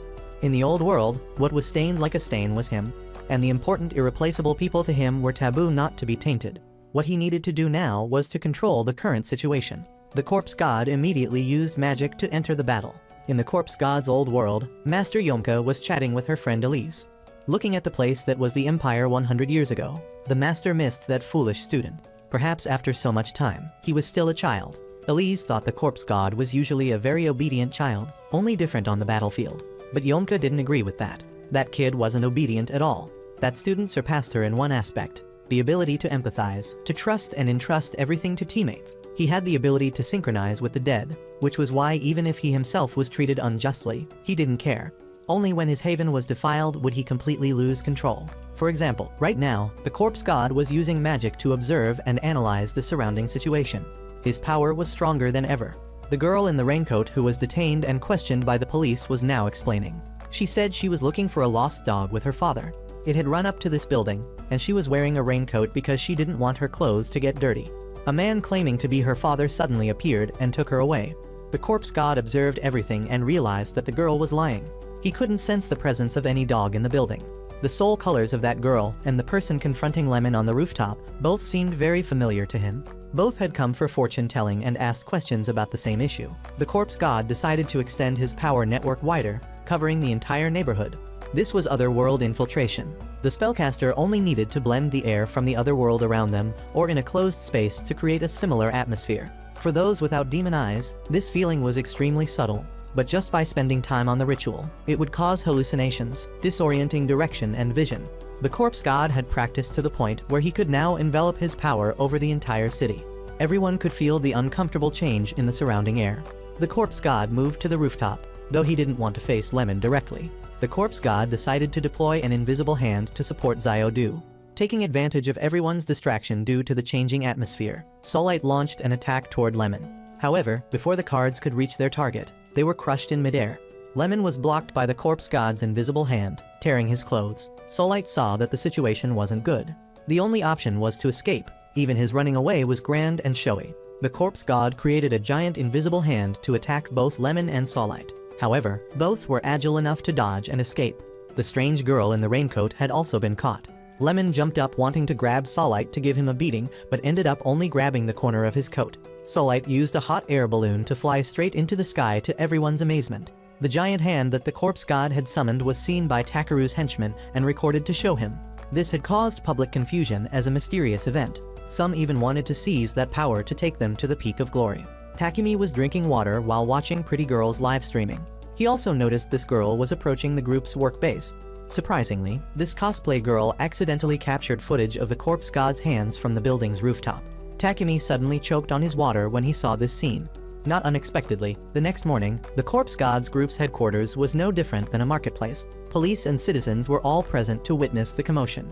Iwanome was in a difficult position because the building's owner was Boss Kajisa, the person he least wanted to mess with. At this crucial moment, two assassins hunting Soulite also limped to Kajisa's place to ask for work. Although they had just failed an important mission that left them unemployed, this duo was still quite strong. Jin accidentally criticized Boss Kajisa's age and was immediately grabbed by the head by her subordinate. Seeing how the girl tried to escape from King Kong's hand made everyone think she was cute. So Kajisa agreed to let them work for her because things would get very busy soon. In just one night, the corpse god had sent the peaceful life he longed for away, never to return. He was being questioned by the keyboard hero and shark addict about his reckless actions last night. Some citizens had started to believe these phenomena weren't photoshopped. The corpse god guessed that both Lemon and Soulite knew about his power, but for Xiao, he wasn't sure. Actually, Xiao was trying to call Razin to ask about this matter. Another important piece of information was that Soulite had come here to ask the corpse god for a fortune. The color of his soul plus the guardian soul of the girl in the wheelchair couldn't be mistaken. As for the orange-haired girl wearing a raincoat, they hadn't seen any slip-ups from her or her father yet. Upon hearing this, Takumi associated that father with the legendary sugar daddy, but explaining this to the corpse god would take half a day, so they continued their discussion. Takumi couldn't guess why the calamities, including the fire-spitting bug, were gathering here. Moreover, they were saying crazy things that made the corpse god lose control. The name Sabraman that the fire-spitting bug mentioned was the strongest royal mage of the corpse god's empire. Recalling his early career days, the corpse god was criticized by his master for not having magical talent. The only thing he had was the demon eye and a talented master like her. The corpse god was very combative at that time, so he wanted to climb to the top position of the royal mages. But when he saw Sabraman appear before him, his smile faded, and behind it were tears. In the corpse god's world, Sabraman was no different from a ruler, both powerful and influential. They were all top mages, so it was completely normal for Sabraman to live for 200 or 300 more years, and he didn't want anyone to tarnish his precious past. A gangster promised his boss that he wouldn't allow any mistakes in this case, like the Inspector Hasu Yogi case. His entire group was working under the protection of Sabraman, the person whose biography the corpse god had just shared with his teammates. Underground, a terrorist group was preparing to come to the surface to create a reputation. Their slogan was to turn themselves into bullets to pierce into hearts. But before they could get on television, they were easily beheaded by an assassin named Mamora. He sat on the corpses of the terrorists, chatting with his teammate on the other side who had just sent another group to heaven. Both he and his teammate emerged from the mission without a scratch. Mamora's next mission was in Shinjuku City with his idol, Soulite. Finally, Xiao managed to call Razin, and told him continuously about Shino's abilities. Razin calmly replied, "Has the holy professional mark touched any of your hairs yet?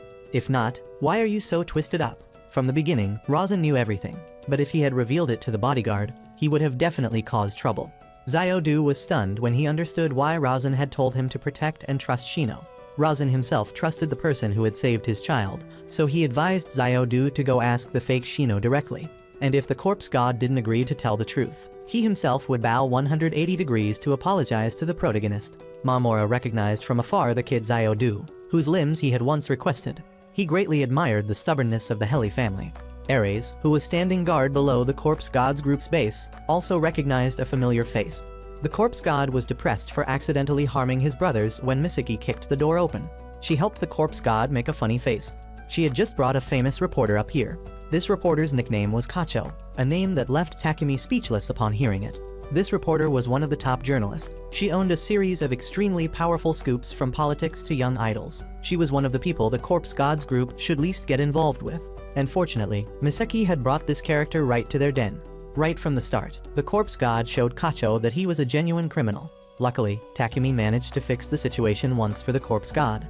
But Kacho wasn't one to be trifled with, as she counter-threatened Takumi about his spy drones that took secret photos. Takumi had sensed that this girl came to expose the informant and the fake fortune teller who were cooperating with each other. This was a battle of wits between two old foxes in their respective fields. What Kacho knew about Takumi was that he was once a genius. He had built an entire software company at the age of 14. But unfortunately, the company was stolen by some bastard competitors. They even forced Takumi's family to voluntarily log out. Speaking of the opportunity to come here for news, Kacho had spent so much effort persuading the editor-in-chief. She also pointed out many pieces of evidence that the Calamities had been visiting the corpse god's place recently. The protagonist only agreed to let Kacho interview him about fortune-telling matters, but to maintain objectivity, she would ask a neighbor to get his fortune told while she observed. Takumi had instructed Kacho not to touch information about other clients. With her experience in the profession, Kacho had guessed that Soulite had a close connection with the corpse god. There were many other suspicions, including traces of the fire-spitting bug behind them. Suddenly, Kacho became nervous because the amount of information around her was overwhelming. She had tried to extract information about the fire-spitting bug's writing, but fortunately, Seo had managed to cover Misaki's mouth in time. As for Takumi, he slickly claimed these things had been there before. But how could Kacho believe that? The inscribed marks were still very fresh. Lemon had successfully escaped to report to Takaru. The four-eyed man ordered Lemon to live in hiding for a while because many organizations were beginning to eye them.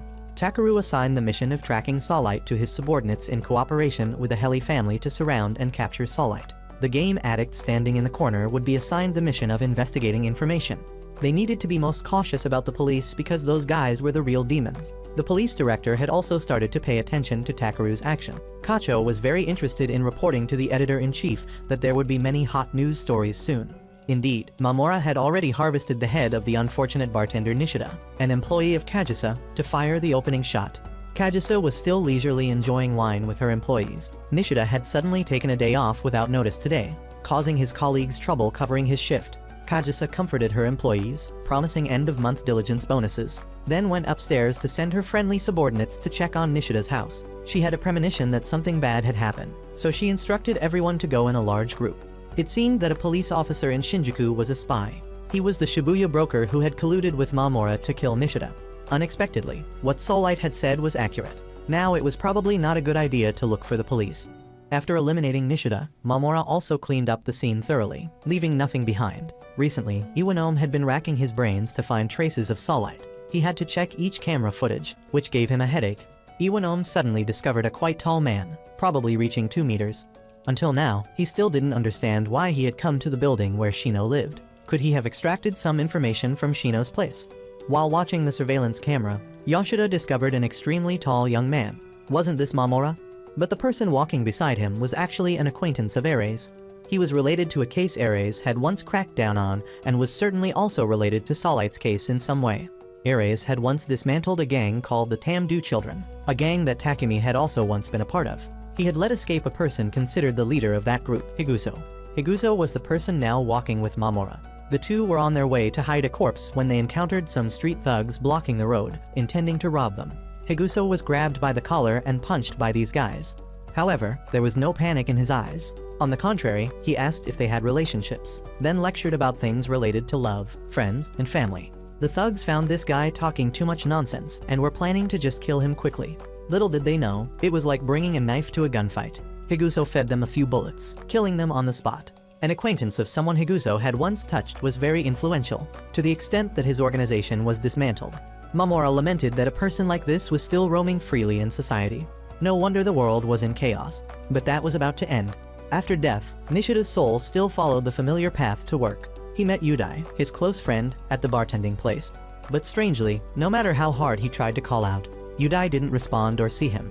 It was then that Nishida realized he had been beheaded and was dead. Yudai followed his sister Kacho to the corpse god's place to get his fortune told. It was because his sister said there was a small part-time job, so he came, only to find out it was for fortune-telling. Takumi looked through the camera with a headache. This guy was an acquaintance of his sister Kagisa's employee. What was he doing here? Yudai observed everyone's attitudes and sighed with relief, but it seemed no one remembered him, which was a bit hurtful but not a big deal.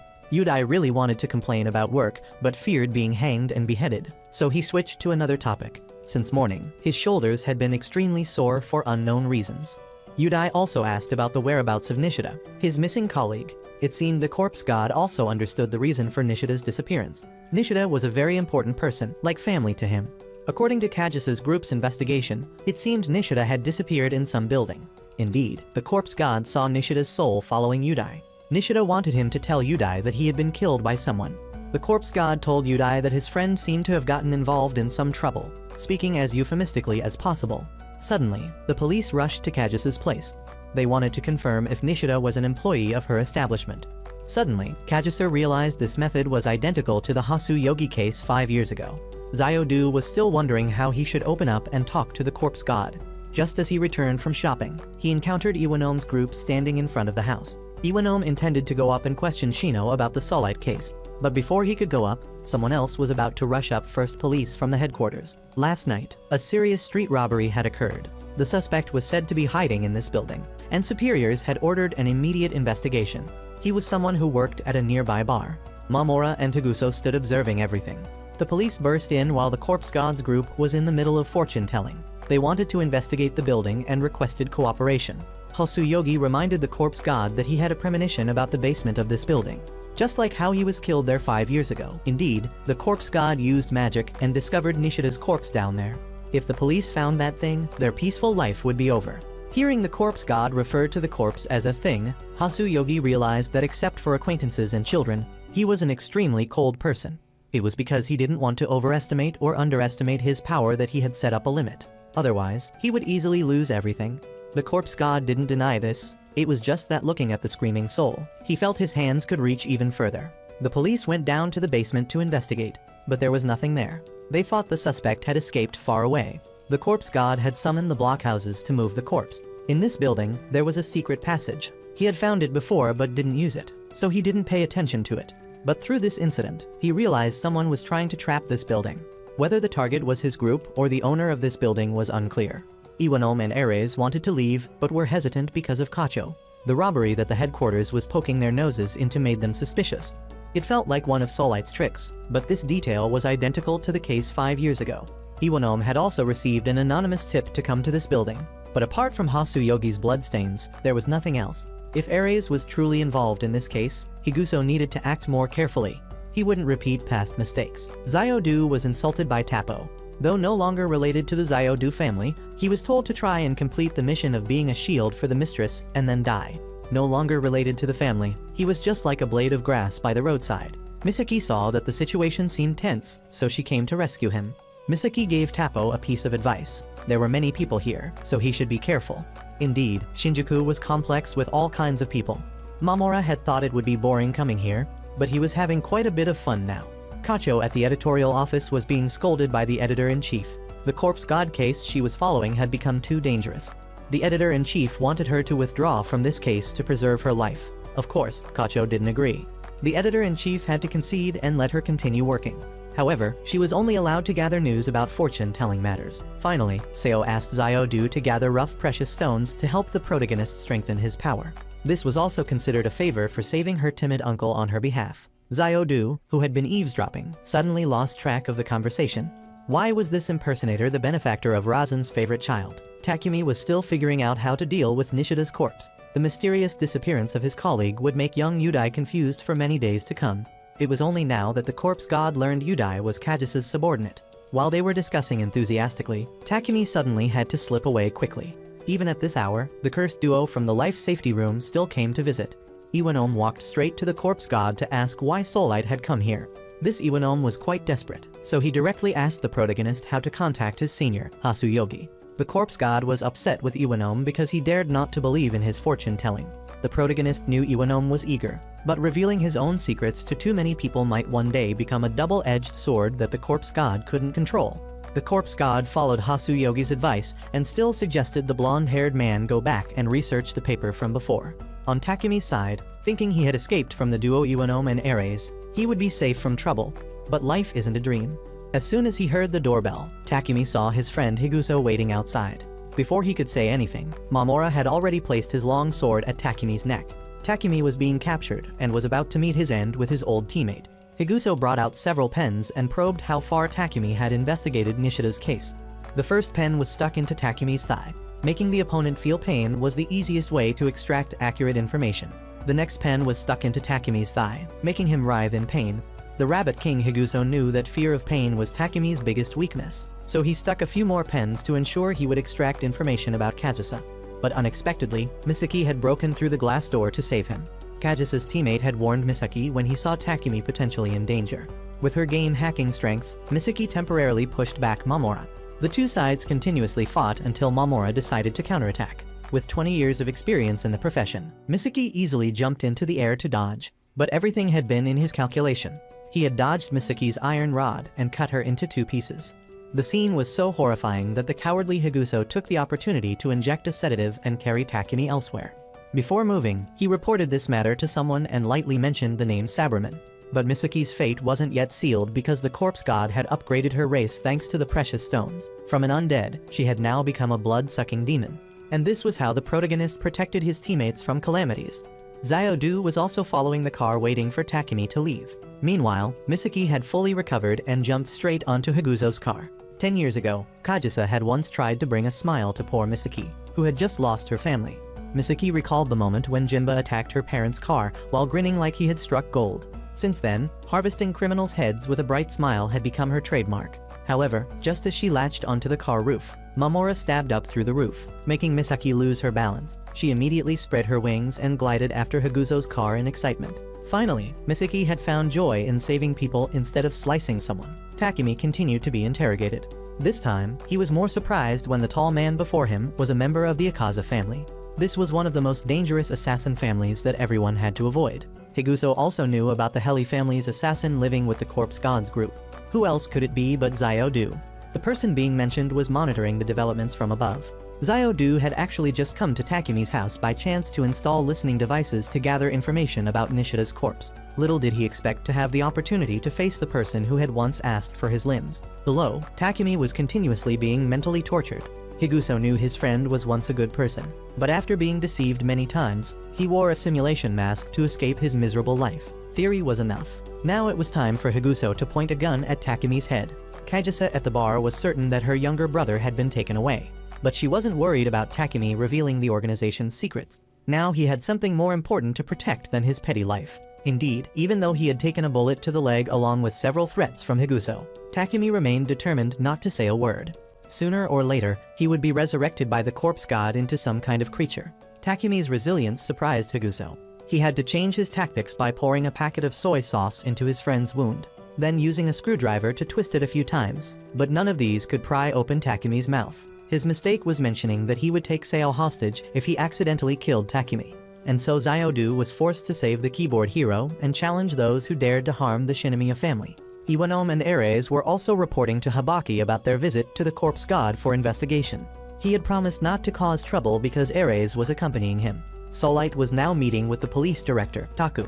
He announced that he was preparing to expose the true face of the local police. At the warehouse where Takumi had just been saved by the angel Xiaodu from the gun barrel of Higuso, he still couldn't believe that Xiaodu was a member of the infamous Heli assassin family. Xiaodu lunged at Mamora and continuously lashed with iron whips from his 2 robot hands.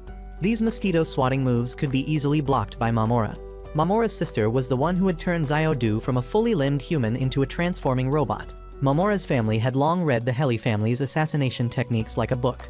Mamora thought Xiaodu was trembling, but the truth was he was concentrating power in his legs.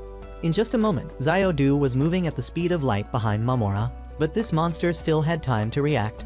Xiaodu had to fly up and blow out all the lights to reduce Mamora's vision partially. However, in the darkness, he could still resist the bullet-like speed of his opponent. At the moment when he was most distracted, Xiaodu shot light into his eyes, temporarily blinding him. These cat tricks wouldn't be enough to defeat Mamora. Otherwise, Xiaodu wouldn't have been overwhelmed by his family to the point of having to use prosthetic limbs. He had been figured out and then grabbed by the leg and thrown into the air by Mamora. In just another second, he would have parts of his body requested by the Akaza family for a second time. Suddenly, a familiar laugh rang out. Mamora was kicked flying into the wall. Misaki had to observe whether Xiaodu was an ally or enemy before saving him. Higuzo, who had been laughing while watching the fight, now began to feel a chill down his spine. Clearly, this lunatic had just been cut into 2 pieces by Mamora. Yet she was standing here as if nothing had happened. Mamora quickly got up, tearing his skirt to prepare for a proper fight. In just a split second, he had nearly cut Xiaodu with his long sword. Misaki, still as reckless as ever, charged straight in to fight the monster head-on. Feeling this opponent was a bit tough to handle, Misaki turned to Xiaodu to suggest cooperation. There was something Mamora found puzzling. Logically, his attacks should have made several cuts on her stomach by now. Even Xiaodu hadn't been able to sense the heartbeat of his reckless ally. It was all thanks to the corpse god who had just given her powers, allowing Misaki to gain the ability to resurrect and transform her body into drops. The 2 joined forces to fight against Mamora. He was a dangerous person because he could create illusions with his fighting stance. The crazy Misaki also wanted to try hacking the attack range like her opponent, so she launched her club with an extra arm. The attack was so unexpected that it was enough to give Mamora a large wound in the stomach. At home, Hasuyogi suddenly tapped on the corpse god's thigh to ask him to do something. At the police station, Solite was still trying to confuse Taku, but his face remained unchanged. Iwanom, while analyzing clues with Ares, was interrupted by a phone call. He picked up and heard a very peculiar voice, but Hasuyogi's style was unmistakable. Kacho was also researching the events happening around the corpse god's building. Somehow, she accidentally found information about boss Kajisa, who was also the owner of the building. And above all, she had once been involved in a kidnapping case. Fortunately, she was rescued by Inspector Hasuyogi and returned. Iwanom still couldn't believe he was hearing his beloved senior's voice again. It was all thanks to the corpse god allowing Hasuyogi to borrow the body of a pigeon to chat. He had tried to explain his current situation, but how could Iwanom imagine this scene? The main purpose of Hasuyogi calling his junior was to explain the note he had warned about. The enemy who had once asked for his life would act once more. The person he had put on the suspect list before his death was someone inside the police force. Upon hearing this shocking information, Iwanom still couldn't believe it was true. Meanwhile, Solite was still interrogating the person he believed to be the mole within the police. Actually, Taku couldn't understand why Solite would guess that someone like him was the traitor. That's right, because he wasn't thinking anything in his head and had just come to randomly question a big figure like the police director. The duo Misaki and assassin Xiaodu had just finished discussing their tactics. Misaki was designated to fend off Mamora. The skills of a top assassin allowed him to quickly grab Misaki's neck.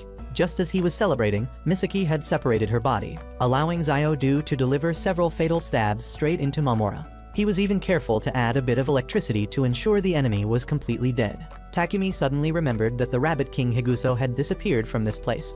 He had just smelled trouble and fled straight to the underground railway, abandoning his teammate. He had to report the strange things he had witnessed to someone. Hasuyogi instructed Iwanom not to trust anyone at the police station, not even the close members of his team. Hearing all the information from his senior made Iwanom somewhat relieved because he believed Hasuyogi was still breathing. As soon as he hung up, Iwanom still told Ares about the mole within the organization. He was still ready to trust the members of the special team under his command to the end. While they were chatting, Solite called. Somehow, he had learned about their recent phone conversation. The culprit was none other than Commissioner Habaki, the person Iwanom always regarded as his benefactor. The fire-spitting bug's song also echoed throughout the police station, signaling that he was present here too. Mamora's sister had also begun to act to save her god-forsaken brother. Solite had just been chatting intimately with the police chief, and conveniently, he had also overheard the chief's conversation with the general store. The police chief had asked the general store to record all phone calls within the police station, including Iwanom's calls and Habaki's calls with the Shibuya matchmaker. The police chief had anticipated everything, but except for Hasuyogi, the chief gave Solite the information he wanted. How he used that information was up to him. Additionally, he also demanded Iwanom's phone number, which explained how he was able to call and scare Iwanom earlier. Iwanom wanted to question Habaki further, but suddenly some police officers, as if under a spell, converged on them, and burning words began to appear on the wall. They appeared not just at Iwanom's location, but also where Misaki and Zayo-do were. The words kept singing a song that sounded like a funeral dirge. Mamora's sister suddenly appeared, probably because she had been calling the kid many times with no response. Maria only said a few sentences, and the people in raincoats dispersed to let her pass. There was no need to act against them because even if she smashed them, she couldn't eliminate them all. They targeted Habaki with extreme hatred. Solite revealed to the police chief about the fire-spitting bug. The fire-spitting bug was one person, but also not one person, more like a magician or someone with superpowers. Iwanom recognized something unusual and quickly told Ares to get a fire extinguisher. It seemed that these fire-spitting bugs had projected something similar to a laser at a point to make it burn, including the words on the wall. It wasn't clear how they did it, but there must be a way. Nothing is impossible. Were all the enemies Iwanom had faced before denials of the words impossible? Perhaps the real monster was about to arrive. Takumi wanted to leave quickly. Zayo-do sensed something approaching, possibly an enemy. Sister Maria suddenly appeared behind Zayo-do and conveniently cut off his prosthetic arm. She had cut off his limbs many years ago and said if he became her brother, she would return them to him. His first mission should have been a simple one, but that small prey had also been targeted by others. What he needed to do was kill those in the building. Unfortunately, Maria was present there, and by the time he realized it, his limbs were gone. She had even provided first aid so he wouldn't die. If he found the Heli family too easy, he should come to her. She really wanted a brother like him. Maria still hadn't given up on her intention, even though Zayo-do had pledged allegiance to the Shinomiya family. Thinking Zayo-do was the one who defeated Mamora, Maria was surprised to find Misaki right above her head. Misaki charged forward to slap the sister. Unexpectedly, Maria used her teeth to block. Maria sliced Misaki in half, but of course it didn't work. The two got acquainted after that greeting. The sister was very impressed with the previous move and earnestly recruited Sister Misaki. But unfortunately, playing around like this would cause brother Mamora to die. The three quickly reclaimed Mamora and left. Misaki's group had to let them go.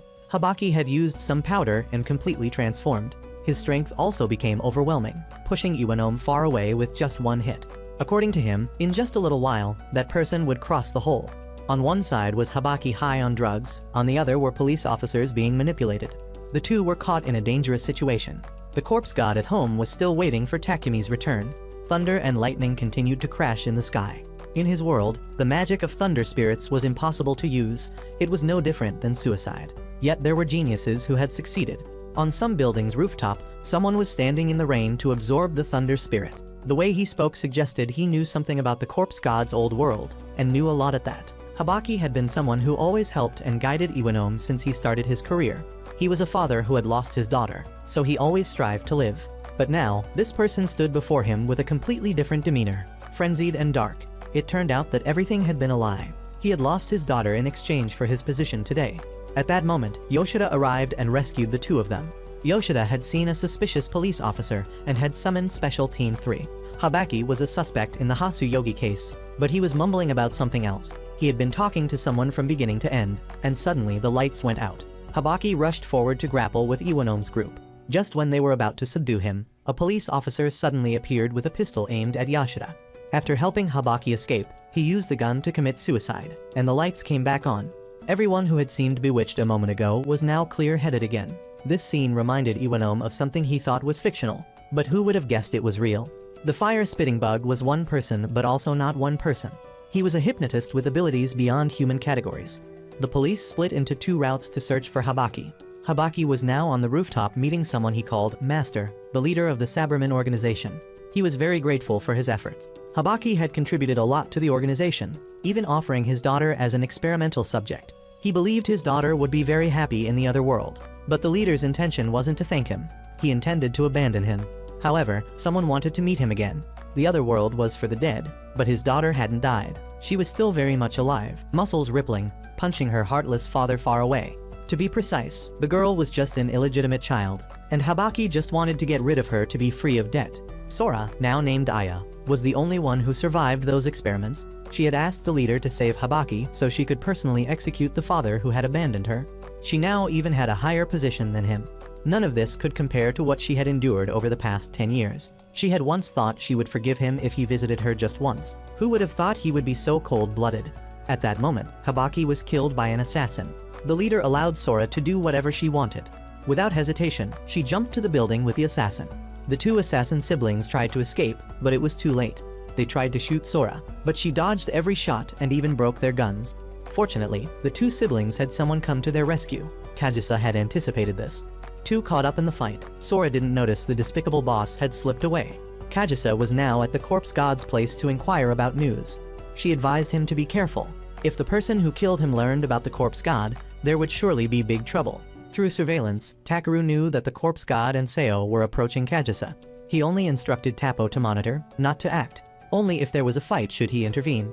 Kagisa wanted to entrust him with some work, so she wanted the corpse god to accompany her. Seo would stay at home and be protected. Iwanom was reporting the incident to the police chief. The police station had been in chaos all day. The police chief had suspected Habaki for a long time. 5 years ago, when they were about to corner him, all evidence mysteriously disappeared.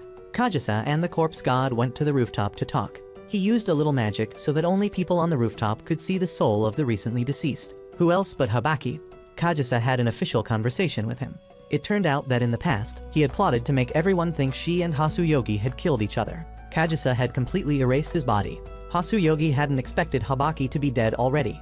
The damned girl had ruined his plan, but he absolutely refused to reveal who was behind it all. The corpse god had to intervene, using a technique to guide the inner mind to make him confess. He claimed he had offered his illegitimate child to Sabraman. Habaki called the corpse god the mage behind the sky. It seemed the leader was looking for him. Habaki's memories were transmitted into the corpse god's mind. Hasuyogi also saw it, interspersed with fragmented memories of the corpse god, memories of a father who had stabbed him just to get money and drugs. The corpse god decided to follow his instincts to extract information from this bastard. Back then, if it hadn't been for his master's rescue, he wouldn't have kept his soul, wouldn't have continued to live. Fortunately, he still had friends beside him to comfort him. Just as the corpse god was about to assassinate Habaki, a hand suddenly stopped him. It was His Majesty, the person he considered his best friend. After the recent riot, Iwanom had a meeting with his team. The media seemed to have caught wind, so they needed to limit their exposure. Iwanom wanted to catch Habaki before he escaped abroad, but they didn't know he had already been killed miserably. The corpse god's best friend suddenly appeared. The corpse god seemed to have broken the chains compared to 100 years ago. Because he had appeared on his own accord, His Majesty would soon disappear. His friend didn't think about revenge, but that didn't mean he had given up hatred to become a saint. That year, he had taken the corpse god's place to handle his hatred, to keep his hands clean. This time was the same. Crushing Habaki was left to His Majesty. Having finished the job for the corpse god, he vanished. The corpse god wanted to create a peaceful world where His Majesty wouldn't need to taint himself. That's why he needed to delve deeper. Higuso was on the run, but unfortunately, he was surrounded by the fire-spitting bugs minions. Misaki's group had returned home, and Zio-Do was being repaired by Seo using bandages. Seo knew he carried a secret. She also knew he always protected everyone and gave him a hug. Kagisa called to check on Takumi. She even assigned Kazumi to prepare medicine and treat him. Takumi really didn't want it. Looking at that horrifying scene, who would? But in the end, he was still forced, truly fearing for his life. The corpse god was quite curious about Kagisa and Habaki's story. She had sought out Habaki because she had infiltrated the internal police network. Someone had helped her place GPS on him. That was the godfather Toa. He had helped her only because this case could go beyond the scope. He wanted Team 3 to remain on the right path until they were mature enough. Iwanom instructed everyone to find out about the people Habaki had met. He wanted to invite Hasuyogi to help. They needed to unveil the mystery of each secret case. The corpse god asked Kagisa if she wanted to say anything to Hasuyogi if he found his soul. Her current form as a broker succeeding him, he would certainly not like it. But she had no regrets. She was content with her current self. So if he returned, she could only say goodbye. Iwanom, on the contrary, wanted to continue to accompany and work with Hasuyogi. Higuso was taken to a strange place. In front of him was Soulite. Takumi was being treated. Seeing this scene, the corpse god became even more determined to delve deeper into this world. To bring a peaceful life to everyone, that was the only way. Soulite confronted Higuso and the fire-spitting bug. The fire-spitting bug had always tried to burn those related to the Saberman organization. But this method was becoming increasingly limited. So the fire-spitting bug wanted to use Soulite, who had exposed Habaki. thinking this Soulite was just a third-rate magician. Who would have thought he also had brains? Higuzo wanted to be released because he didn't understand anything. Soulite sensed this guy had already killed about a dozen people, so he wouldn't release him anytime soon. News of Misaki's group returning injured reached Takeru's ears. It seemed their opponent was not a small fry. Their opponent had gradually extended its reach to them. Since the afternoon, several bodyguards had been continuously attacked unexpectedly and had their phones stolen. Xiao called to report to the old master about what he had done and his injuries. One of his arms was completely damaged. The corpse god offered to repair his arm, but Xiao seemed resistant, unwilling to trust him. The corpse god had no choice but to explain everything to him. But before that, they would fight. His opponent wasn't the corpse god but a double-fanged tiger. Xiao's battle was live-streamed directly to the old master. If the corpse god intended to reveal the secret to Xiao, his peaceful life would become increasingly distant. The corpse god stopped the battle, but the two tigers seemed to like Xiao, licking him until he was completely wet. Xiao went to take a bath and then showed the corpse god the joints of his prosthetic arm. Who would have known that his recent battle was to adjust his new arm? The corpse god cast a spell to create a new arm for Xiao from the right arm of the thunder dragon. In exchange for this arm, the corpse god wanted Xiao to become his ally. The corpse god had made a 200-year pact with the thunder dragon long ago. The dragon's body that he had obtained could be incorporated into weapons or used to make medicine. For Xiao, the corpse god had connected his fate with the dragon. Seo was chatting with Takumi to kill time. She wanted to find out how Misaki had deviated from the original blood-sucking demon to discover the advantages and disadvantages of her body. The corpse god trusted Xiao, which was why he entrusted the dragon to him. Therefore, he also hoped Xiao would become his ally. The real Shino was wriggling inside the stuffed shark toy. Soulite was talking with the fire-spitting bug about what he was looking for. Ancestors who transcended normalcy, the illegitimate child, and the mage behind the sky. That was the obstacle to this world. It was something close to what Soulite desired. Everything that had happened to him surely had some connection. Iwanome was working hard to find more information about the case, digging through old files. Before Iwanome became a police officer, the fire-spitting bug had already appeared. The Saberman leader group came to the corpse god's place for fortune-telling. A guest showed them a video of wiggling arms. He believed this wasn't created by Soulite. His name was Mikoto, and he was a forensic expert working for Iwanome. Xiao was shocked to learn that Hasuyogi was the moving pen. At this point, he told the corpse god about what Soulite had said to him on the rooftop. Hasuyogi didn't understand what was happening. After all, what was Soulite's scheme? The corpse god welcomed the next guest, a leader calling himself Cyber. He walked in, immediately making the corpse god feel overwhelmed. He had never seen so many death spirits concentrated on one person. Even if this person had killed 1 million people on the battlefield, it wouldn't be this many. Moreover, death spirits with resentment were only a small part. The rest were desires. The corpse god didn't want to let him see he was tense, so he cast a little spell on his face. From checking the phones of the bodyguards around this building, the leader knew they existed to protect Shino. As for what the corpse god said, he didn't know whether it was true or a scam. Soulite was busy setting up equipment to livestream Higuzazu. Higuzazu really didn't know what Saberman was. Cyber asked the corpse god about the fate that had passed through 100 years. His friends from 100 years ago had created enmity and been hunted. He wanted to meet them again to understand the reason for everything. This person was different from the children who stayed with the corpse god back then, the ones who were killed for being with him. The corpse god used magic on Cyber. He didn't detect it. He didn't possess demon eyes, so he couldn't see it. The corpse god tried to touch Cyber's heart and soul. The death spirits tried to stop him. The corpse god sensed the density of magic. The level of a royal mage, no joke. Was this really a person of this empire? The leader was also suspicious of the corpse god. A person born normally in this world, why would he have such abilities? Or was he a substitute? The corpse god was trying to delve deeper into this person's soul when a little girl suddenly pushed the door open to stop him. He saw elemental stones on her head. The instructions suggested that this place was extremely dangerous.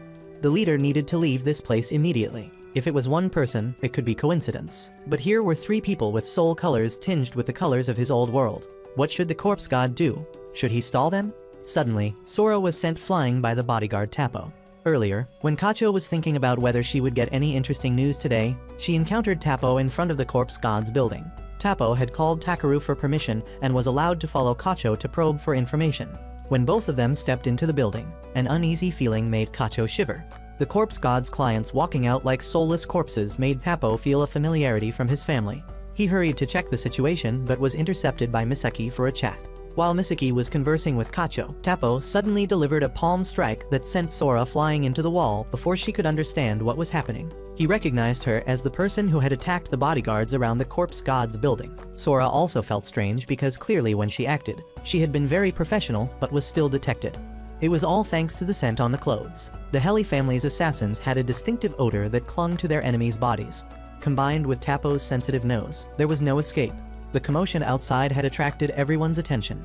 In this tense situation, the corpse god calmly asked Misaki to carry Kacho out of the building.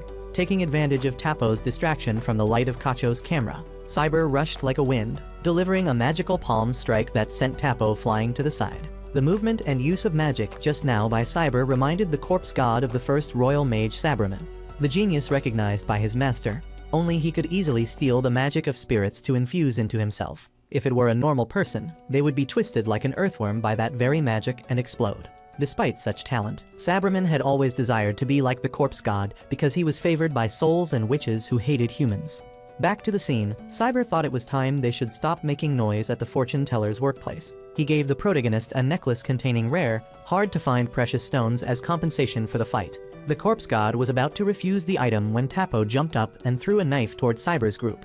Sora blocked it for her boss, and the wound healed immediately. This terrifying recovery ability reminded the corpse god of the Imperial Assassination Team's abilities. Cyber was quite surprised by the fortune teller's calmness after witnessing everything. After hearing the corpse god's slick explanation, they all hugged each other and fled through the window. The wave had passed, so Takumi dared to stick his face out to inquire about the situation. The corpse god confirmed that Cyber's identity was certainly the illegitimate children that the fire-spitting bug was hunting. The way they used magic and their faces were very similar to Sabraman, although Cyber's face was still quite plump and their soul colors were different. On the way back, Sora kept complaining about being prevented from having fun by her boss. But the reason Cyber left in such a hurry was that someone was using his name Sabraman as a passport. The old men in their organization were going crazy over a clip of the monster Soulite that had just been uploaded to social media. The main character in the clip was Higuzo, spreading knowledge about Sabraman to everyone. As for the transaction of giving the precious stone-studded necklace to the corpse god, it wasn't much of a loss for Cyber. The corpse god had just discovered that the real Shino had been taken away by the red-haired young man's group. Actually, it wasn't that Cyber knew the true identity of Shino and took him along. It was because during the conversation, his spirit became interested in the shark beside the fortune teller. Cyber's speculation was that the corpse god was a visitor from another world. He might be under the control of a mage from another world. The spirit showed interest in this thing, so it could be a catalyst. Perhaps that mage gave him instructions through this stuffed toy. Then he had to study this thing and also protect it from being burned by the bugs. The corpse god had sent his demon eye to follow, so he wasn't worried. Tapo came to ask the corpse god to tell his fortune, but actually, it was to listen to Takeru's call. Takeru explained the situation of the earlier fight to him. Takeru wanted to ask him to divine the identity of those people. Although he wasn't very sure, he would try. Higuzo looked at the result of what Soulite had done and was furious. It had been a long time since he had yelled like this. He was just an errand boy, he didn't know anything, so why show his face? Sister Maria also knew about this, but what she cared about was only the kid Ziodu and the cute little Misaki. The fire-spitting bug had been active for over 100 years. Therefore, Iwanom's investigation direction changed. They needed to investigate why the fire-spitting bug was hostile towards Sabraman. The police found a similar case 100 years ago of fire in Shinjuku. 16 people died, mostly children locked in a place resembling a connected cell. Higuzo's video left everyone speechless. The corpse god didn't understand Soulite's plan. Spreading the name Sabraman throughout the world would only make it harder to distinguish between truth and falsehood, wouldn't it? What was that guy's plan? Regarding fortune-telling, the corpse god needed preparation. He wanted to schedule it for 3 days later, but Takeru was quite suspicious. Was this guy planning to negotiate with those foreigners? He ordered his people to grasp the corpse god's movements and find out his purpose. Cyber's group was called out by a group of elders' henchmen. These guys even pointed guns at him and his attendants. The price was death. The corpse god's group hadn't dared to rescue Shark Shino yet because the opponent was too dangerous, especially that petite girl Lulu who was possessed by a spirit. Just one of the 3 of them would be enough to destroy an entire city. Indeed, Lulu's power alone had already killed quite a few people. Lulu was quite depressed because she had accidentally harmed too many people after her recent battle. Cyber comforted her that thanks to Lulu's pleading, the others were only seriously injured but hadn't died. They were attacked by people in their own organization because they feared Cyber's group would leak information to the fire-spitting bug. As for Cyber, with the criterion of fearing nothing, he even wanted to attract the fire-spitting bug to concentrate in one place to clean up once and for all. Higuzo was very curious about why the monster Solite was at the Corpse God's building, and whether the giant hands wiggling in the sky in the clip were Solite's trick or not. Solite still chose to evade these questions. According to the Rabbit King Higuzo, Solite's excessive fun had turned him into the center of all the incidents in Shinjuku. Perhaps next time if an assassin came knocking, no dummy would be able to save his life. At the hospital, Mamoru was trying to suppress both pain and laughter just because he saw Higuzo's comedic clip. He decided to forgive the traitor, but was also a bit jealous because he hadn't had the chance to get the idol's autograph. Meanwhile, Maria had found Bravo's guard post to greet Xiaodu's relative. Bravo had tried to send a message to notify Takeru, but was stopped by Maria. Unexpectedly, the one trapped here was Maria as she was handcuffed by Bravo. Unfortunately for Maria, she had found the only person in the family who cared about brother Xiaodu. In the past, when the whole family was meeting to decide the fate of Xiaodu, who had just returned crippled from his first mission, a few troublemaking uncles let their mouths go too far. Those people, one had half of his lower jaw cut off, and the other had an arm cut off. Because of the family's mistreatment, Bravo felt grateful to Maria for helping the younger brother escape from there. But to compete for the right to be Xiaodu's sister, wait until the next life to think about it. So the two strongest people of the two families prepared to fight for the right to be Xiaodu's sister. Meanwhile, he was still researching precious stones with the Corpse God to prepare for the upcoming total combat. The Corpse God had planned to inform Razan that Shino had been kidnapped, but unfortunately, it was his hospital admission day, so he still couldn't report. Xiaodu now felt guilty toward the Godfather for not fulfilling his responsibility. The Corpse God being kidnapped made him feel very guilty. The old master still didn't know because today was his periodic health checkup day.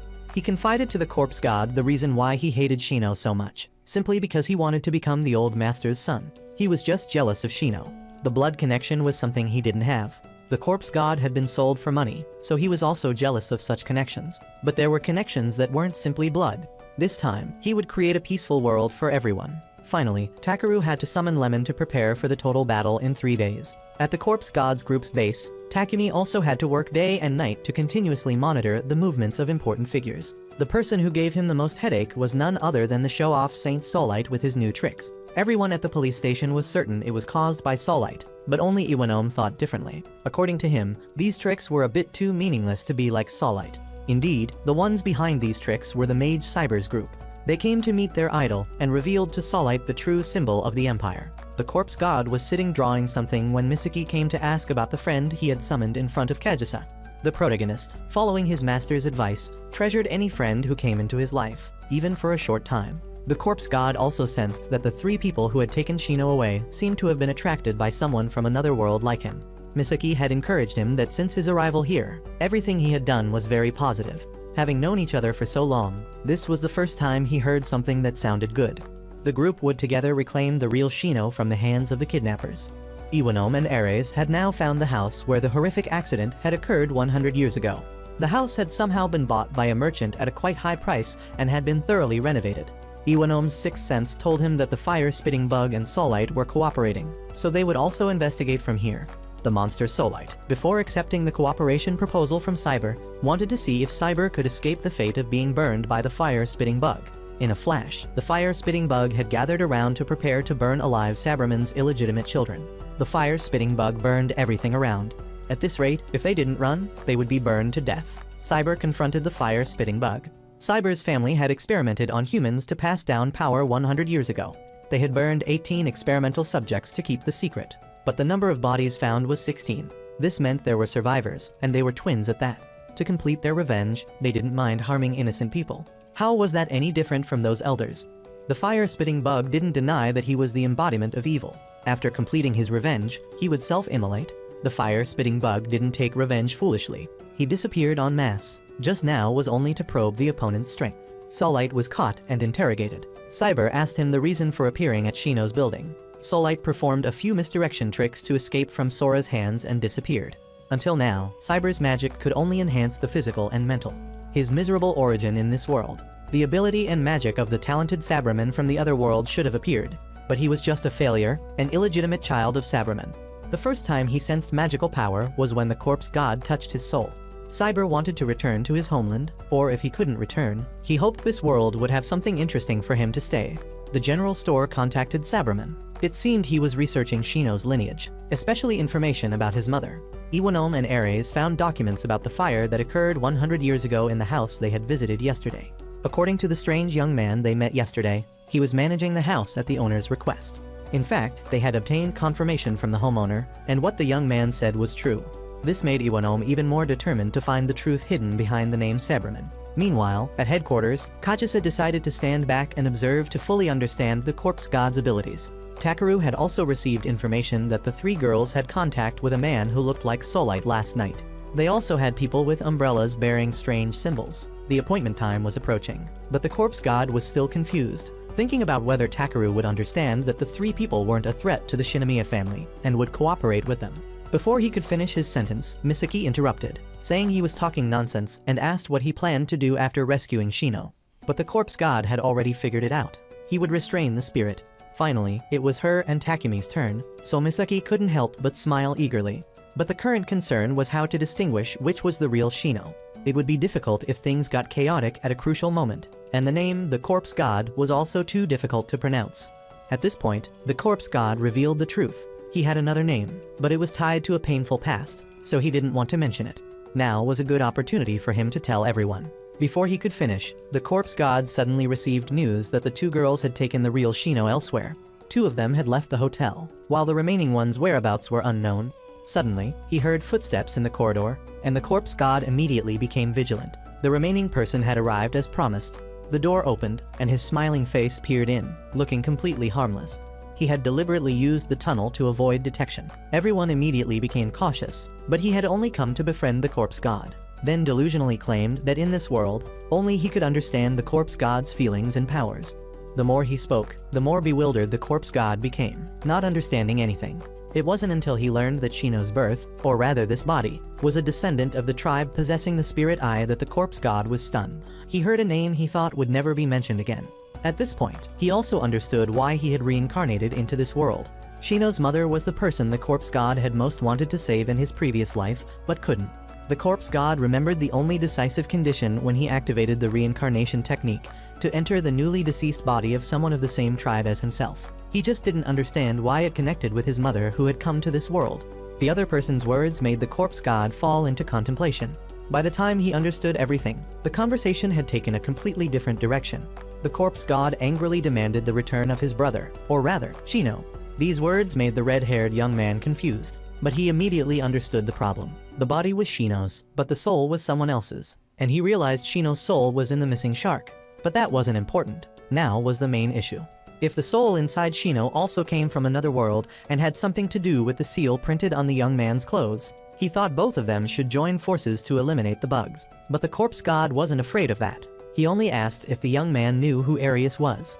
Unexpectedly, he actually knew and became excited, thinking the corpse god and he were acquaintances. It turned out this red-haired young man was Arius's son, who had come to invite the corpse god to join his organization. But he immediately refused. Yet the red-haired young man wouldn't accept it, and kept wanting to force the corpse god to demonstrate his power. If that was the case, he wouldn't be polite anymore. A giant bone arm immediately appeared, holding him tight, and countless grotesque skulls emerged from the ground. The young man instantly recognized this as death spirit magic and realized the corpse god's true identity, a high-level mage of the imperial royal family. The red-haired young man had just finished speaking when he was thrown out the window. This was also when the plan began. Meanwhile, the fire-spitting bugs had been found by Iwanome and his associates. Iwanome wasn't confused. Fire-spitting bug wasn't the name of an individual. In the documents Hasu Yogi left behind, that house had conducted experiments on humans. The murder and detention case that the group called Sabreman had committed after completing experiments on humans, and the two survivors, were the origin of the fire-spitting bug. This was an experiment planting different rules than normal into people. In other words, the fire-spitting bug inside them was a fake personality sewn through hypnosis. The first fire-spitting bug had died. He had somehow produced his consciousness in this world. Although he couldn't charge these people with arson, Iwanome would certainly not let them start another fire. Over at the corpse god's side, they thought the person kicked out was the red-haired young man, but unexpectedly, it was the protagonist being pushed out of the building by him. The battle began like this. They thought the red-haired man was just a novice, but unexpectedly, he had some real strength. But his techniques were simply the release of magical power. At this point, the red-haired man's teammates also came to help, but were held back by the corpse god's teammates. Lulu, wanting to pray for Cyber's help, realized she was targeted by Misaki. The red-haired young man wanted to change the world, but the corpse god didn't. He wanted to let his brother's world remain as it was. It was peaceful, so let it stay peaceful. On another side, others were also intensely confronting their enemies. Looking at the scene before him, the corpse god realized he didn't belong to this world. Given the circumstances, he would drag these otherworldly beings back to the infinite void all at once. The corpse god's past was gradually revealed. In the previous world, the corpse god was just a skeleton and was controlled to destroy his closest friend with his own hands. Even so, that person never hated the corpse god. Even as a soul, he still smiled brightly and helped the corpse god dispose of his body, teasing him. But the corpse god couldn't smile. After all, a skeleton's smile couldn't be seen. Back to the life and death battle, the corpse god prepared to go all out to teach the delusional young man before him a lesson. Finally, Takumi couldn't ignore his teammate's arrogant statement. Takumi connected to the loudspeakers of the entire city and began to lecture the corpse god. Initially, when he saw the corpse god's power, he was truly afraid. However, the corpse god had also taught him and Misaki the true meaning of friendship. Takumi wouldn't allow the corpse god to vanish from their base without saying goodbye. He even thoughtfully cut off all electricity and cameras in the entire city so the corpse god could confidently demonstrate his power. Cyber had intended to clear out the corpse god's entire group first, but of course, he had to step over the protagonist's corpse first. The corpse god threw down 2 handfuls of precious stones to exchange for enough magical power to summon 3 6-headed monsters. Thanks to Takumi's enlightenment, the corpse god began to desire to fight for himself and his teammates. Cyber had to face 3 fierce beasts at once. After a period of combat, unfortunate victims began to appear around them. Cyber believed that even without security cameras recording, with such a massive number of deaths, how could it be hidden? However, the corpse god had moved all the people in the area elsewhere. Cyber had fallen into a huge trap as he was standing on the corpse god's territory. Now the corpse god could freely use his power without worrying about innocent civilians being implicated. The protagonist's dragon began to breathe fire into the face of the mage Cyber. Cagis's group had blocked all forces that could affect the protagonist's battle. Cyber wasn't an easy enemy. With just one technique, he had cut the dragon into pieces. At this point, the corpse god decided to summon the soul of his close friend, whom he had sent to heaven in the previous world. This ritual took longer than he had expected. Cyber realized that the corpse god's close friend was none other than the Empire's emperor. Cyber couldn't believe his eyes because, according to what he knew, the corpse god was the person who had assassinated the Empire's emperor. Not only the emperor but the strongest members of the Empire had also made pacts with the corpse god before they died. Now the all-out war between a genius and the protagonist's entire allied force began. Solite and the fire-spitting bug, standing not far away, were also discussing what they should do. The fire-spitting bug had intended to burn the entire city along with the mages to eliminate future troubles. Suzuka's soul had appeared to plead with the fire-spitting bug. Let my benefactor resolve this matter. In Iwanom's group, he was also trying to persuade the fire-spitting bug. Even if he was burned as a warning, Iwanom wanted the fire-spitting bug to release the innocent people he was manipulating. His Team 3 would deal with Sabraman's illegitimate children for him. Iwanom was ready to let the fire-spitting bug transfer his consciousness into him to monitor. The battle between the 2 women over the real Shino had also reached a critical point. Lulu couldn't understand why this mentally disturbed girl was so reckless to reclaim a stuffed animal. Misaki charged forward, but was cut in half by a signboard. Fortunately, thanks to the blood-sucking demon's ability, she was still unharmed. The delicate girl was very shocked, and Lulu's spirit had separated all the rocks and soil around to prevent Misaki from advancing. In a moment of inattention, Shark Shino had escaped on his own and jumped into the sky for Misaki to catch. Lemon had somehow sneaked in to fight alongside Xiaodu. After dodging Lemon's punch, Sora immediately recognized this calamity. Sora had mustered her strength to prepare for an all-out battle with the mummy. Xiaodu had acted first with his new ability, easily knocking her through the building opposite. Now only the battle between the 2 final bosses remained. After everything, Xiaodu had also cast aside his selfishness and rushed to support Misaki in rescuing the real Shino. As soon as he arrived, Misaki threw him the hovering Shino to hold. Suddenly, a truck was projected at their faces by the spirit. Somehow, Misaki had transformed the entire truck into drops. Even Misaki herself was surprised by her top-tier ability. Xiaodu was admiring it, but he didn't know that a stone was also falling on his head. Fortunately, an expert had used chains to shatter the stone and save him. The spirit had been subdued by an old lady. She was also very happy to meet her grandchildren here. The person who had saved Xiaodu was Bravo, and she had also temporarily called a truce with Maria. Cyber was also surprised that the spirit had been controlled by someone. Now he had to deal with the mess he had created himself. The more techniques the corpse god faced against Cyber, the more he found him similar to Arius. Not just similar, but even Arius's familiar techniques could be used by him.